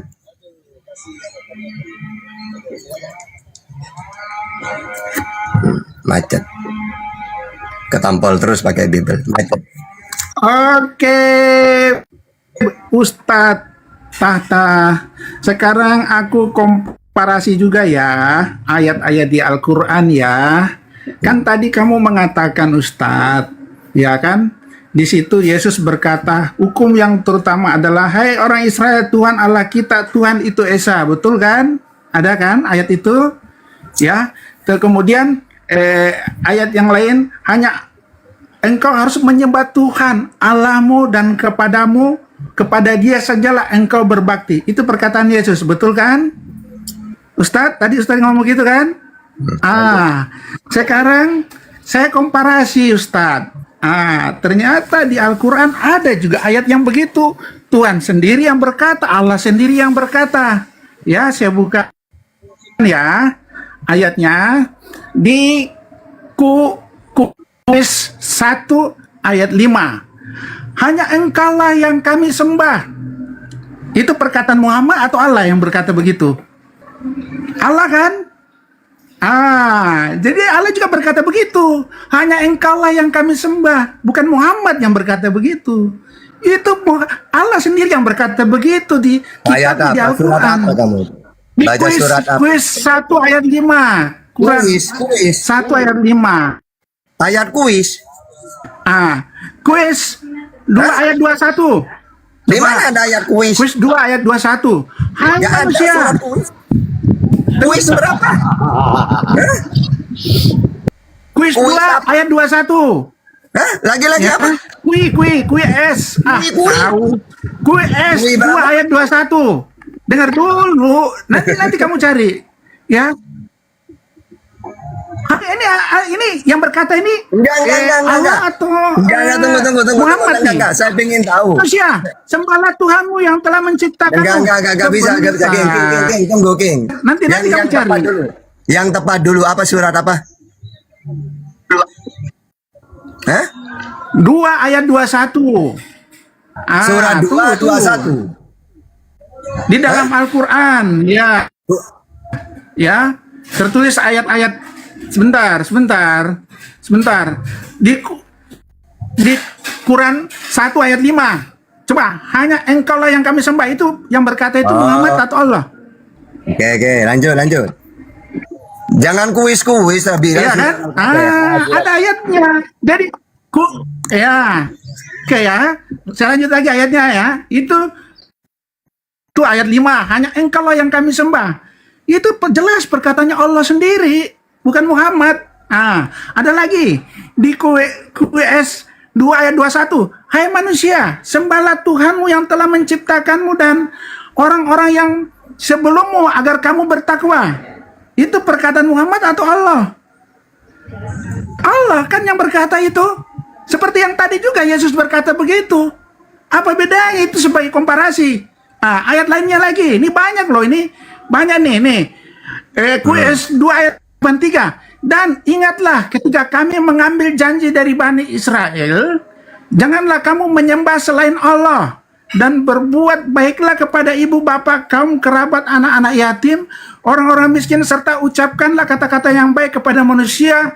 Dirikanlah sholat dan bayangkanlah zakat. Kemudian kamu tidak memenuhi janji itu kecuali sebagian kecil dari kamu dan kamu selalu diubah. Siapakah yang dimaksud itu? Ya, itu Allah sendiri yang berkata, bukan Muhammad kan? Al-Quran itu perkataannya Allah kan? Jadi sama saudaraku Ustadz. Jadi kalau Yesus berkata begitu, ya firman-Nya yang berkata begitu kepada manusia. Jadi sama dengan ayat di Al-Quran ini banyak loh perkataan-perkataan dari Allah sendiri, bukan perkataan Muhammad. Oke, silakan. Oke. Jadi gini tuh, King. Surat Al-Fatihah itu firmannya Allah supaya dibaca ketika sholat. Gini loh, wahai Muhammad, kalau umatmu sholat, bacalah seperti ini ya. Ibaratkan gini loh, misalnya saya, Bang Dalbo ini raja, saya ini menterinya. Tahta, kamu kan menteriku nih. Bilang ya kepada rakyatku, gini loh caranya datang ke Dalbo. Bang Dalbo, engkau bijaksana, rakyat sangat bahagia mempunyai raja seperti engkau. Bahkan mereka ini dan bilang ke mereka, kalau datang kepada saya, bilang seperti ini, wahai Dalbo, hanya engkaulah raja yang paling bijaksana. Akhirnya saya bilang, wahai rakyat, kalau kamu datang ke Raja Bang Dalbo, bilang gini, karena ini yang mengajarkan Bang Dalbo sendiri. Wahai Dalbo, hanya engkaulah raja bijaksana. Nah, sama seperti itu. Jadi Allah bilang kepada Nabi Muhammad, wahai Muhammad, kalau umatmu sholat menghadap aku, bilang seperti ini, Alhamdulillahi Rabbil Alamin. Segala puji bagi Allah, Tuhan seluruh alam. Ar-Rahmanir Rahim, yang maha pengasih lagi maha penyayang. Nanti di ayat yang kamu sebut, hanya kepadamu lah aku menyembah dan hanya kepadamu lah aku meminta pertolongan. Akhirnya sama Nabi Muhammad disampaikan, nanti kalau kamu sholat, baca Fatihah. Karena Fatihah itu memuji Allah. Jadi memang itu firmannya Allah, tapi untuk manusia, umatnya Nabi Muhammad, supaya dibaca ketika sholat, gitu loh. Memang di situ firmannya Allah. Hanya kepadamu lah aku menyembah. Hanya kepadamu lah aku minta pertolongan. Maksudnya ibaratkan Dalbo bilang gini, Dalbo, Tahta, kamu kan menteriku. Bilang kepada rakyatku, kalau menghadap aku, bilang seperti ini loh. Bang Dalbo, hanya kepadamu lah aku minta pertolongan. Sekarang saya ini susah. Ya, akhirnya ketika rakyat menghadap Bang Dalbo ngomong kayak gitu, Bang Dalbo, hanya kepadamu lah aku minta pertolongan, saya susah banyak hutangnya misalnya. Nah kayak gitu. Ya memang itu perkataan Allah, tapi untuk umatnya Nabi Muhammad. Terus sekarang yang kedua ayat Al-Baqarah ayat 21. Ya ayuhan nasu budu rabbakumul ladzi khalaqakum walladzina min qablikum la'allakum tattaqun. Wahai manusia, sembahlah Tuhanmu, yaitu Allah. Karena di sini orang kafir Mekah, maksudnya di sini. Ini turun ketika Nabi Muhammad di Mekah, yang mana mereka tahu Tuhan itu Allah. Tapi mereka malah melibatkan apa? Menyembah berhala. Padahal mereka tahu Tuhan itu Allah. Akhirnya di sini diperintahkan supaya hanya menyembah Allah. Ya ayuhan nasu budu rabbakumul ladzi khalaqakum alladzina min qablikum walladzina min qablikum la'allakum tattaqun. Wahai manusia, sembahlah Tuhanmu, yang maksud dari sini Allah yang telah menciptakan kamu dan orang-orang yang sebelum kamu gitu. Nah, sekarang kamu, mana kamu datanya?